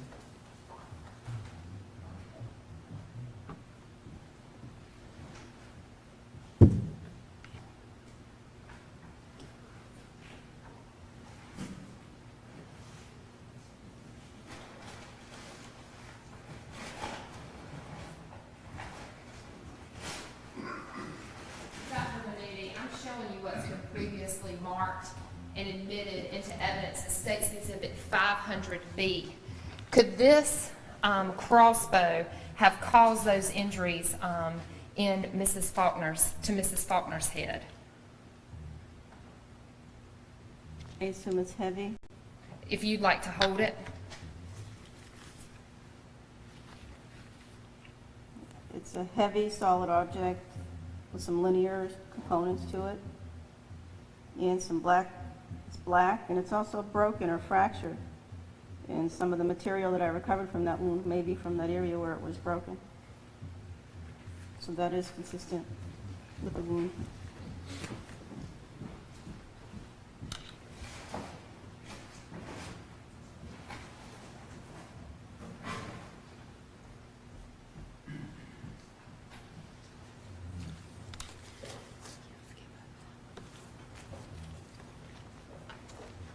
Drawing your attention now, Dr. Venuti, to State's 573. What is this? State's Exhibit 573 is another close-up of the wound. It helps me to see the characteristics of the wound. There is some residual tissue bridging, which we see in lacerations or blunt trauma to the body surfaces where the tissue tears. We see some underlying skull fractures with actually a small defect, and we see some black discoloration which may have been transferred from the object that she was struck with. We can also see a little closer here a laceration near the left eyebrow. Again, a different laceration than the one where the blue gloves are holding that open. Is that correct? Yes, the large laceration at the top was very large, very irregular, big, and then there were a couple of smaller linear lacerations near the eyebrow.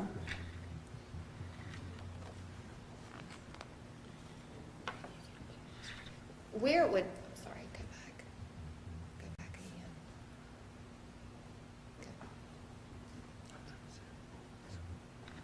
And then that's fine, go right here. And where would this wound be with the black discoloration on your diagram there?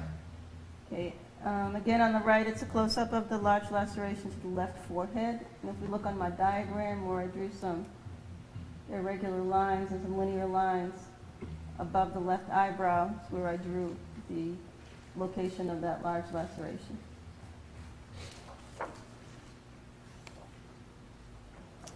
And I'm now showing you State's Exhibit 575. What is this? State's Exhibit 575 is a photograph of the top of Mrs. Faulkner's skull. This is after the scalp has been reflected. Portion of the scalp, a large portion of the scalp gets reflected anteriorly over the face. So that's in the upper part of the photograph. The lower part of the photograph is the back of the head, where an additional part of the scalp is reflected posteriorly. At the top of the photograph, we can see some defects in the bone. The frontal bone had massive fracturing with fragmentation in depressed areas. I think we'll see a closer photograph of that later. But it shows some fractures that are extending through the frontal bone and through the right parietal bone. This particular line, sort of in the mid aspect of the photo, is a normal bone suture, and the one going down the middle is another normal bone suture that everybody has. But the line through the frontal bone at the top and through the right parietal bone is a skull fracture radiating from the large wound to the forehead. So in looking at this picture, states 575 with the skull diagram, where do you note this fracture? Yes, on the diagram of the skull, on the lower right-hand corner, I depicted a photograph of the fracture line that extends through the frontal bone and through the right parietal bone. The nose is at the top. Where I made this little opening at the top is where the large fracturing is to the frontal bone. So the fracture that we see depicted here basically starts at the top of of Mrs. Faulkner's forehead and runs all the way across the top of her skull. Yeah, it appears to radiate from the extensive fracturing that involved the frontal part of the skull. So do you believe this fracture basically comes from the large, what you've called a complex fracture of Mrs. Faulkner's forehead? Yes, most likely. And is that what is depicted here in states the next slide in states exhibit 576? Yes, States Exhibit 576 this is turned around. Before we had the face at the top and the back of the head at the bottom. In this particular photograph, the face is towards the bottom where the label is. The defect above it is that large laceration. And if we look further at the frontal part of the skull bone, we can see some linear fractures, some missing bone, some depression of this bone, this frontal bone. And again, we could see the linear fracture extending through the frontal bone and on the right side of the head. And this is depicted again at the bottom part of this skull diagram that you have noted there. Yes, it's depicted in the bottom right-hand corner and very roughly in the top left. I put multiple X's where there were depressed skull fractures. So can you tell, how many fractures in total did you find on Mrs. Faulkner's skull? I can't total the specific number of fractures. It was one large fracture with extensive fragmentation and fracture lines continuing on the top of the skull and on both the left and right side of the skull. But they all originated from the large disruption in the front of the skull. Which you say could have been from one, these are my words, massive blow or several hard blows. Is that fair to say? Yes, it could be from one massive blow or multiple massive blows to the head. So all of these were a result of massive blows? Yes, one or more. I'm drawing your attention now to States Exhibit 577. Do you recognize that? Yes, States Exhibit 577 is a photograph of the left side of her head, again after the scalp is reflected.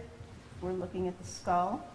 If you can orient the jury, I think you were probably getting ready to do this, but orient the jury as to what direction or how the head is laying in this picture.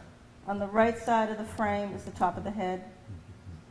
On the top of the photograph is the front of the head. Again, this is the frontal bone. You can see some depression here and some fractures. We've reflected the skin over the face. However, we have that large laceration here on the left that we can see through, basically. So there, where you're, if I may approach, Your Honor. Yes, ma'am.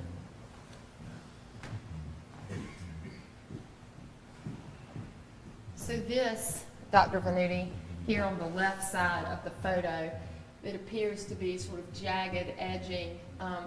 Is that where the laceration was on the top of Miss Faulkner's forehead? Yes, because there was such a big opening in the laceration exposing the frontal bone, we see it as an open wound, and we're just seeing it from the inside. We also see additional fractures extending to the left side of the skull. And I will ask you to document that as well on the diagram.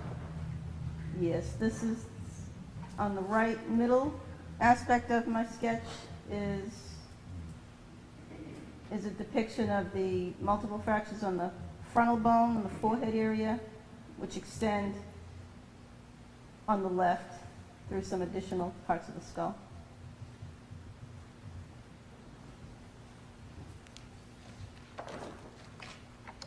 In State's Exhibit 578, what does this show? State's Exhibit 578 is a photograph of the base of the skull. On the previous photograph, we removed the top of the skull, called the barium, and we removed the brain. This shows the base of the skull after the brain has been removed. In the top part of the photograph, again, are the fractures from the frontal bone, which continue onto this anterior cranial fossa, or the front part of the base of the skull. You see multiple fractures. Under this area are the eyes. These are your orbital plates, and your eyes are underneath that. That's why we see bleeding around the eyes. Blood seeps in and goes through the tissue planes and ends up around the eyes and the tissue.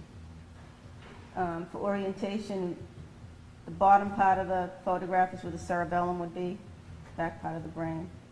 In the middle of the photograph is a large fold of foramen magnum where the spinal cord passes. So this is basically to illustrate the extension of the depressed, fragmented fractures of the frontal bone in the front part of the basal skull. So in looking on the diagram, where do you diagram that? I show that in the middle, upper part of the diagram, multiple lines illustrating the fragmentation of the bone. So as we are looking at these diagrams, the blow came to the forehead in either one blow or several, and they radiated back through the skull and then down through the forehead into the eyes, and that's what's depicted in this last picture. Is that right? So it radiated backwards and then downward.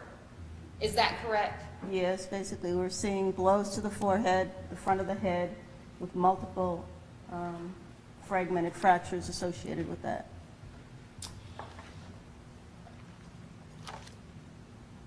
Dr. Venuti, these wounds that you have noted here, would they have been fatal? They may not have been immediately fatal. She most likely would have been unconscious with the blow to the head. Anytime your cranial contents are disrupted, the brain may not function properly. But it's possible that she still had a heartbeat and a pulse and blood pressure. But you believe these would have rendered her immediately unconscious? Most likely. And she may have died within a short period of time, but it's possible that she may have been still breathing.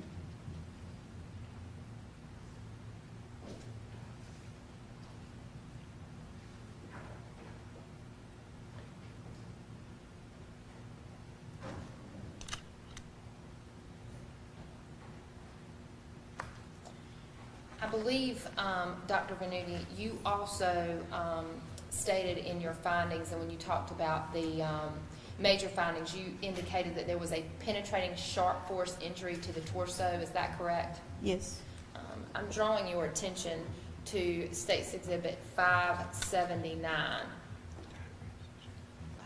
I'm sorry, first, Dr. Venuti, drawing your attention to State's Exhibit 563, which is the autopsy report there. Are these diagrams that you did as a result of your autopsy?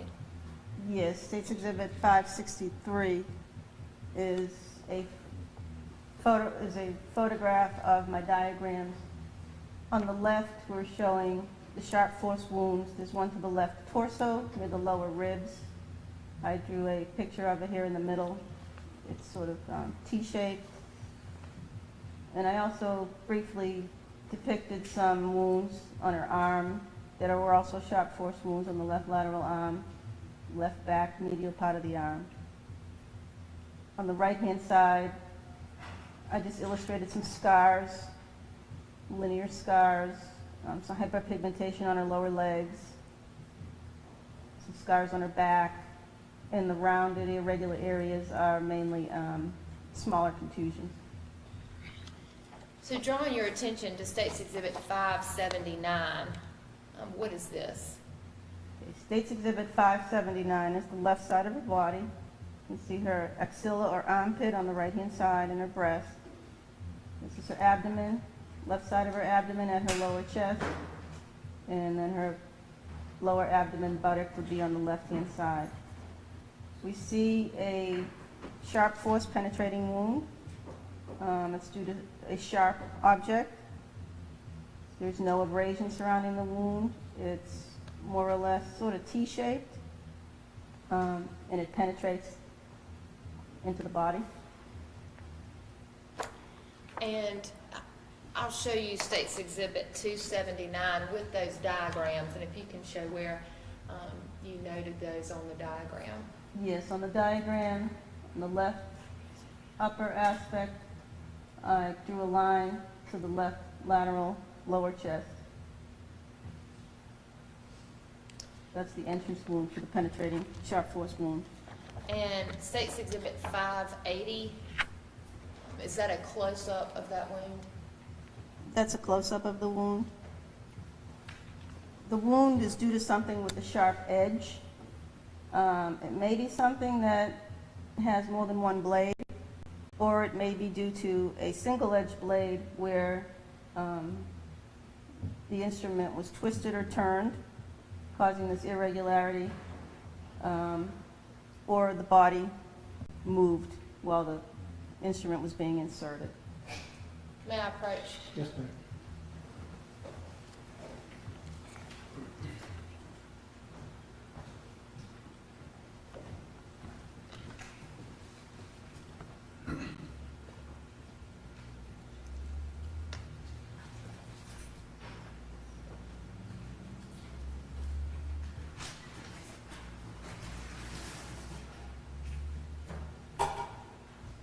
Dr. Venuti, I'm showing you what's already been marked and admitted into evidence in State's Exhibit 271.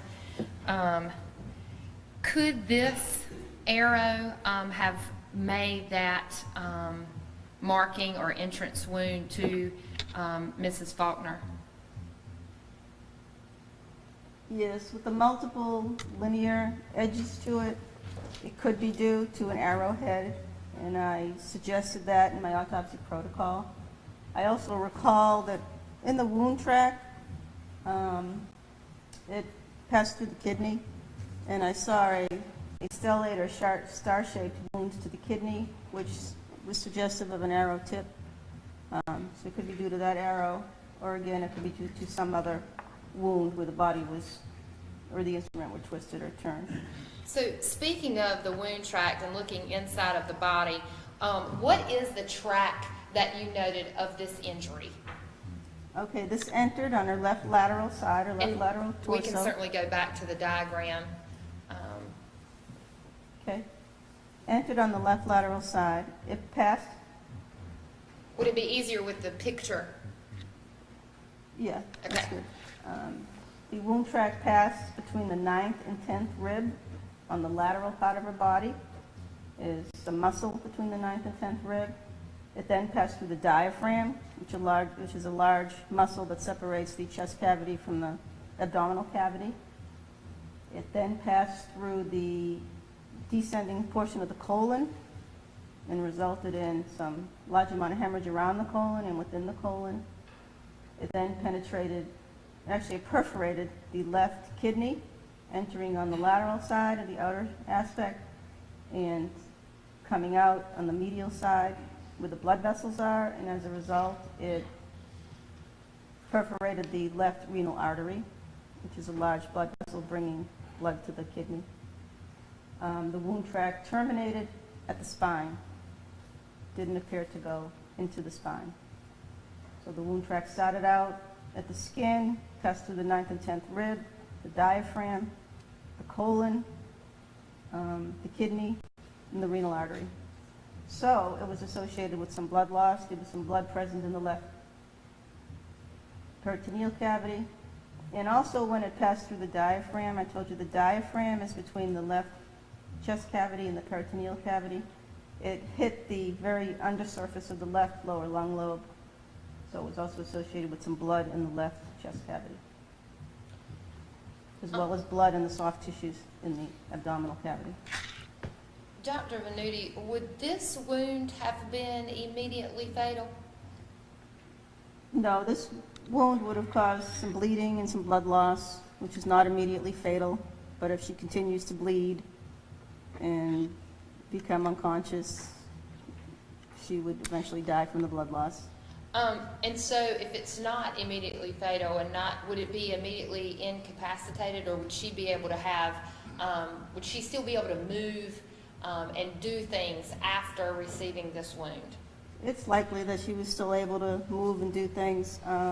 Because it went through the chest cavity as well and the diaphragm, she may have some difficulty breathing as well. She would have difficulty breathing and she would have blood loss, but she would still be able to physically move. And she would be physically aware of her surroundings, she would be conscious?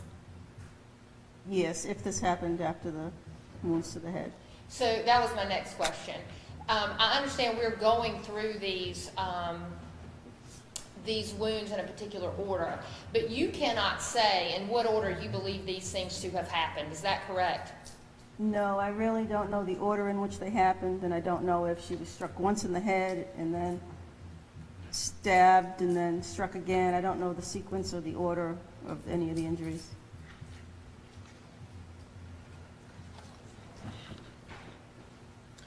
You indicated in your findings and in your report that there were other sharp force injuries other than this penetrating torso injury that you found. Is that correct? Yes. And did you note those on the diagram as well? Yes, they were basically to the left arm. There was some sharp force wounds in the left outer arm and on the medial portion of the left arm.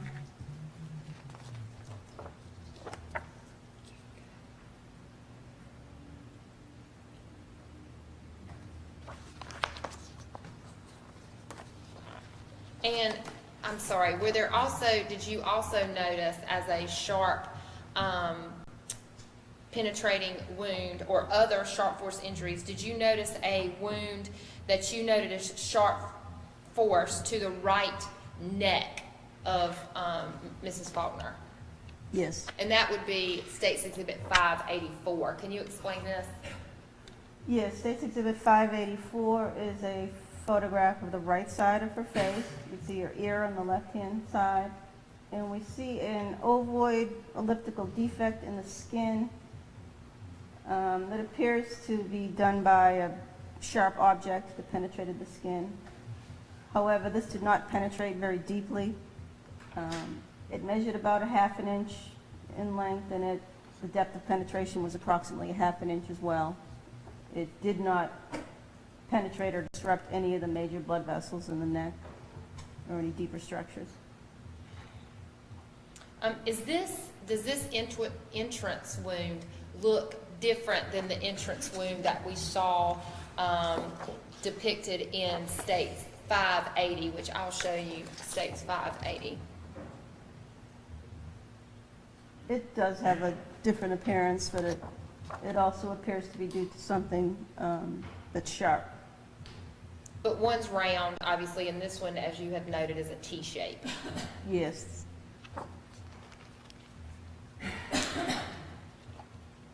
And you said that there really wasn't even a wound track for this injury, is that correct? No, it was a very short wound track, about 1/2 inch in depth.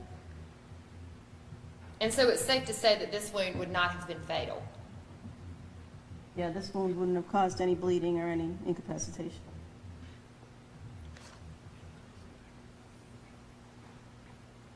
Would it have caused some pain? Most likely it would be painful, yes. You noted there were also sharp force injuries on Miss Faulkner's arms, I'm drawing your attention to State's Exhibit 581. What is this? State's Exhibit 581 are photographs of Mrs. Faulkner's left arm. Her armpit is to the left, her elbow is to the right. This is the undersurface, medial part of her arm. I see additional sharp force injuries. I see elliptical defects in the skin without associated abrasion. They appear to be due to a sharp-edged instrument. 2 of them are elliptical. One of them also is a bit irregular, again, maybe due to twisting or turning of the sharp object or of the body. The upper one in the photograph didn't go anywhere. It penetrated very slightly through the skin. The other 2 were more deeply penetrating. And when you say deeply penetrating, about how far? Well, she has another wound on the opposite side of her arm, and there appeared to be some connection between that wound and these 2 wounds. So on the diagram, Dr. Venuti, where do you see the wounds depicted in States 581? The wounds depicted in State's Exhibit 581 on the diagram are on the posterior aspect of the left arm on the right side of the photograph. Obviously, it's not three-dimensional, so I drew them in this location. And I'm showing you now States Exhibit 582. What is this? State's Exhibit 582 is a photograph of a sharp force wound to the left outer part of her upper arm. Again, it's a little bit irregular, maybe due to twisting and turning of the blade or movement of the body. And is it fair to say that this, this injury that's noted, and then the injuries that are noted in State's Exhibit 581, which are the 3 injuries that we just looked at on her arm, they all sort of look different from one another? I'll let you look here at State's Exhibit 582 and then go back to State's 581. And they all sort of don't look exactly the same. Yeah, they don't look exactly the same, but with a sharp force injury, the wound has certain characteristics that we see throughout, such as a sharp defect in the skin, no abrasion surrounding the wound, and it's a clean cut. But sometimes they're linear and elliptical, and sometimes they're fishtail shaped or Y-shaped, again, due to the weapon or due to the twisting and the turning of the weapon or the body. And State's Exhibit 583, what does this show? I took a photograph of this State's Exhibit 583 just to show all the wounds in one photograph. The one at the top is the one on the lateral upper arm. The ones on the bottom are on the medial upper arm. And I said that 2 of them appeared to have contiguous wound tracks and meet up with each other through the subcutaneous tissues of the arm. So as if something went all the way through Mrs. Faulkner's arm in one of the 3 on the bottom and the top one. Is that Yes. summarizing what you're saying? Yes, it may have gone through 2 out of the 3 at the bottom. But there's only what, for lack of a better term, would be an exit wound on the sort of outside up there where the one wound is. Is that correct? Yeah, but I can't really call it an exit because I don't know which is the entrance and which is the exit. Right, I understand. So it could be that that one of the 3 on the bottom is an exit wound, but there's clearly 3 on one side and 1 on the other. Yes. Would these wounds have been fatal? Those particular wounds, they went through the tissues under the skin.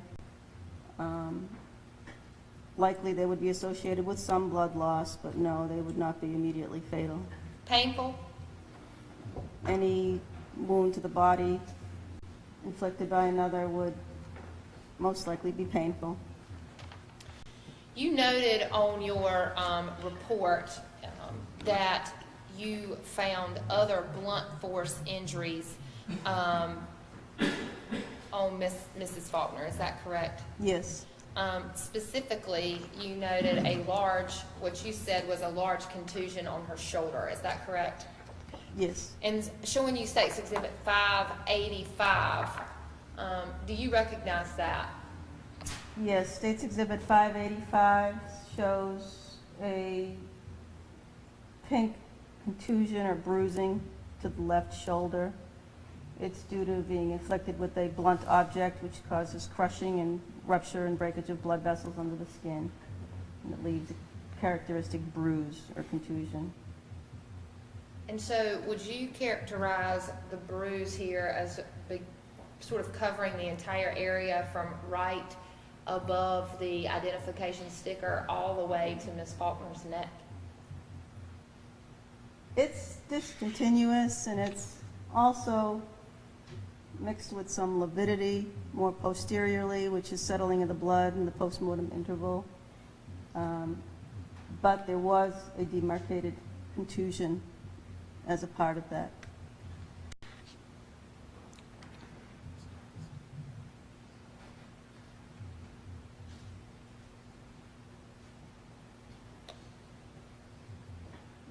And you noted also that there was a spine fracture that you found in Ms. Faulkner. Is that correct? Yes, during the autopsy, I noticed that her spine was completely fractured between the 11th and the 12th vertebra, which is at the bottom part of the chest. It was completely broken in half. In order to assess what the cause of that was, I removed the spinal cord. The spinal cord was intact.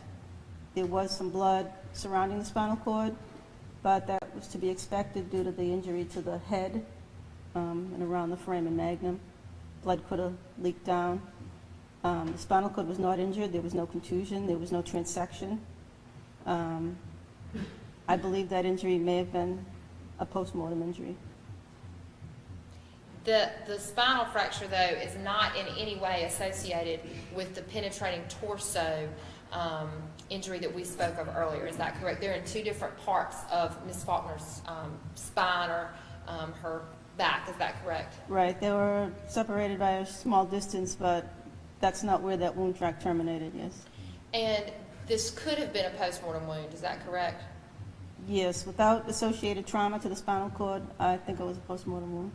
And so could that be associated with the way, obviously, her body was transported or treated after she was dead? Yes. I mean, her body may have been moved, and we don't know what sort of a fashion it was moved in or put somewhere one or more times. It may have caused it to break.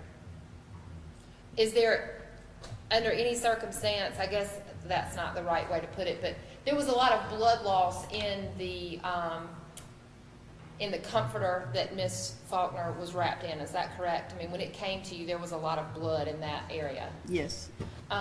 So could it have been that this was a wound that was inflicted before she was killed, and the blood, you didn't see any blood because it had been lost as the way she had laid or anything like that? No, I don't think so, because I would have expected an injury to involve the spinal cord, and I did not see any injuries. So could this injury be consistent with being involved, being in the back of a pickup truck while it was involved in a car collision? It's possible, depending on the position of the body, yes. Did you also note under blunt force injuries, any injuries on Miss Faulkner's hands? Yes. And did you document those on a diagram? Yes. And that diagram is contained in State's Exhibit 563? Yes, State's Exhibit 563 is a diagram of her arm with some wounds that I sketched on it. Unfortunately, the diagram is in the right orientation, but when I used it upside down, so my writing is upside down. But it depicts the sharp force wound to the left lateral arm. We see some contusions on the left forearm, on the left hand, on the right forearm, and on the left upper arm area. So I'm showing you what's been marked as State's Exhibit 586. Do you recognize that? Yes, this is a photograph of Ms. Faulkner's left hand. Her thumb is at the top, but it's reflected down. These are her fingers, the second finger, the third finger, the fourth finger. On the large joint, at the first finger, we see a large bruise or contusion. Would this be consistent with a defensive wound? It's a contusion, it's a blunt force wound. It may have been inflicted during some defensive type posturing. If somebody's being assaulted, their instinct is to raise their hands, raise their forearms, and it's possible that it may have been inflicted under those circumstances. Do you have any other opinion as to how it was inflicted? In general, I can just say that it's due to blunt force trauma. And that is depicted in the bottom of the diagram on the right side. State's Exhibit 587. Do you recognize that? Yes, State's Exhibit 587. Again, we see her left hand and her left arm up to her elbow at the bottom. We see the contusion or bruise that I already illustrated on the left hand. She also has a contusion. It's showing up kind of light here. It's pink, light purple on her left forearm. That again is in a position where she may have been raising her hands and her arms in a defensive type posture.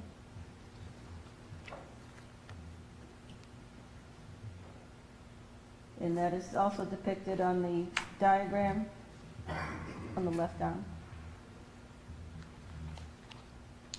And you indicated in your autopsy report, State's Exhibit 563, under what you classified as other findings. Is that correct? Yes. You found a black discoloration on the right posterior forearm. Yes. I'm showing you what's been marked as State's Exhibit 588. What does this show?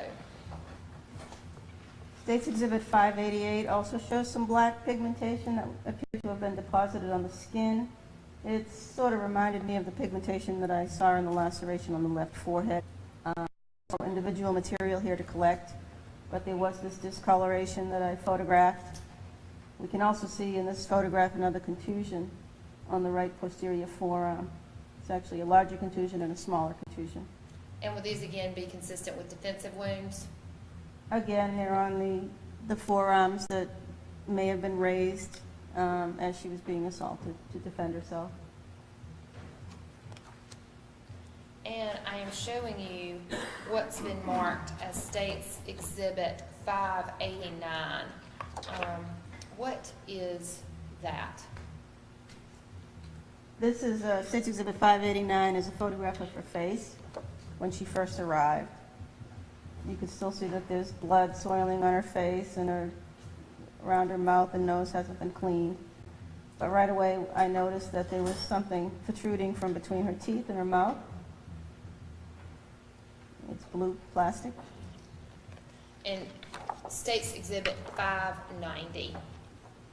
State's Exhibit 590, I removed that item and it appeared to be a light blue rubber glove that had been inserted into her mouth. And this will be like a latex glove that, not exactly, but similar to the gloves that we're using to look at the evidence today. Yes, it's similar to the purple gloves that we use. It's just light blue. And did you collect this and give this also to the Graham County Sheriff's Office? Yes, it was evidence, so I collected it and gave it to them. Dr. Venuti, I believe you can have a seat. Based on the autopsy of Dora Faulkner, do you have an opinion as to the cause of her death? Yes, Mrs. Faulkner died from multiple blunt force and sharp force injuries. I'm sorry, can you say that one more time? Yes, she died from multiple blunt and sharp force injuries.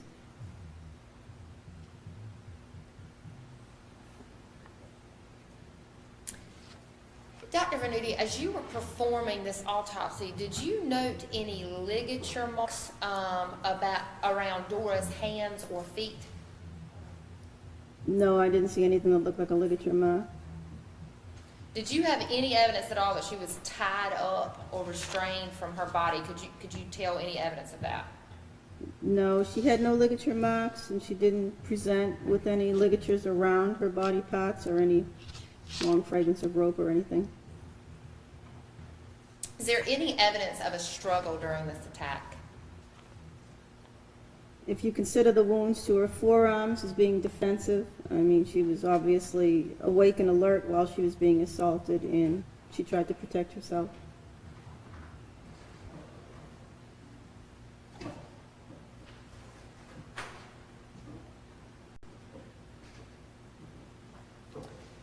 Are you able to form an opinion as to how long this attack or struggle would have lasted? It's difficult to say for just Ms. Faulkner, because in addition, her husband was assaulted. Some animals in the home were assaulted. It seemed like it was an ongoing process. I don't know if they started with her and she continued to breathe and they may have gone back and tried something else. I don't know the sequence. I don't know how long it would have taken.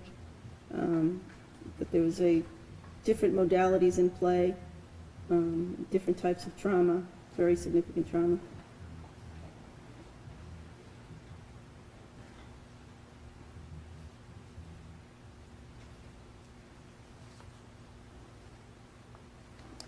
And did you perform the autopsy on Jerome Faulkner?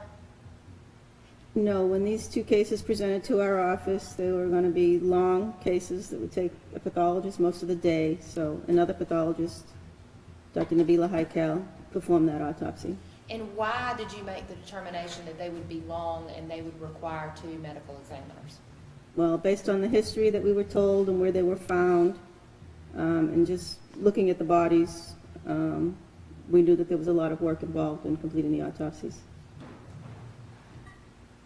A lot of work because of the number of injuries?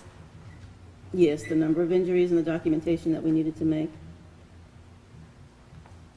If I may have a moment, Your Honor. Yes, ma'am.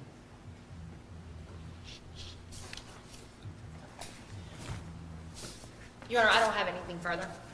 Witness, witness done. Thank you, Your Honor. Dr. Venuti, one of the last questions that you were asked was about how long the assault lasted on Mrs. Faulkner, is that right? Yes. And you gave an answer about the sequence and different types, but in reality, you don't know what the first wound to Mrs. Faulkner was, do you? That's correct. I don't know what the first wound was. And now, Ms. Cap showed you the crossbow as a possibility, and you concluded it was a possible weapon that was used to perforate it. You're not ruling out the possibility of other weapons, are you? It was due to a heavy object with a sharp edge. If there's another object with those same characteristics, it would be possible. So another object that's heavy with a sharp edge could potentially cause the same injury. Is that right? Yes, I collected that black material, but I don't believe it was compared. But it looks like it's consistent with that weapon, but I can't say with certainty. Right. I mean, part of your job is to do the best you can based on what you have. But there's no way to know what was the first wound to Mrs. Faulkner. Is that right? That's correct. And there's no way to know which was the second wound to Mrs. Faulkner. Is that right? Yes. Or the final. Is that fair enough to say? Yes.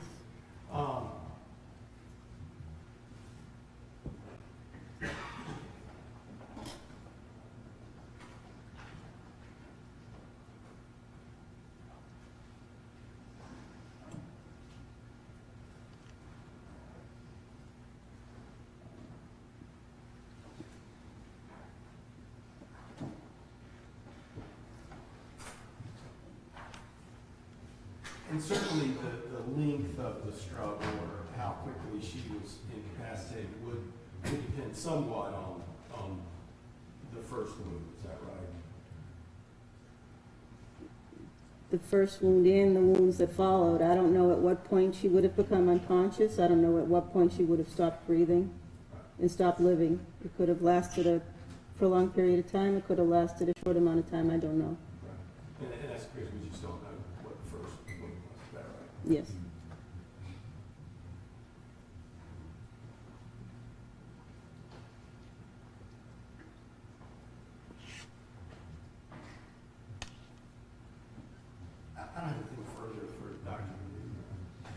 Been ready? Yes, briefly, Dr. Venuti, did Mrs. Faulkner, her other, when you looked at everything else in her body, did she otherwise present as a relatively healthy 62-year-old? Yeah, she was 62 years old. She did have probably some poor circulation. She had some brown pigmentation on her lower legs, and she came in wearing some compression stockings. She also had a scar on her heart, but no narrowing of her coronary arteries, the blood that supply the blood to her heart. So she had some minor diseases and problems. But you didn't see any breaks in her knees or problems with her joints or anything like that? Those type of things I wouldn't be able to see. We don't examine those parts of the body. I don't know really what her medical history was, except for the evidence that I saw during the autopsy. I don't have anything further. I just have one. Dr. Venuti, did you know her weight and size? Yes, it's in the autopsy report. Okay, it's in the report. 70 inches and 294 pounds. I don't have anything further. No, sir. Thank you, ma'am. You stand. We would ask that Dr. Venuti be released from her subpoena. You got No, sir. motion allowed. Thank you. Ladies and gentlemen, we're going to take our lunch and recess. At this point, during our lunch and recess period, it is your duty not to talk among yourselves about this case. It's your duty not to talk to the parties, the witnesses, or the lawyers about anything at all. It's your further duty not to talk to anyone else. To allow anyone else to talk with you or to say anything in your presence about this case. If anyone communicates with you in any way about this case, you let the sheriff know about it as you come in. Don't do any individual research or investigation on your own about any issue touching on this trial. Stay away from your smartphones and do not form or express any opinion about this case during this time. With that, while everyone else remains seated, I'm going to excuse these 17 of you and ask that you return and assemble in the jury room at 2:30 this afternoon. That's your excuse.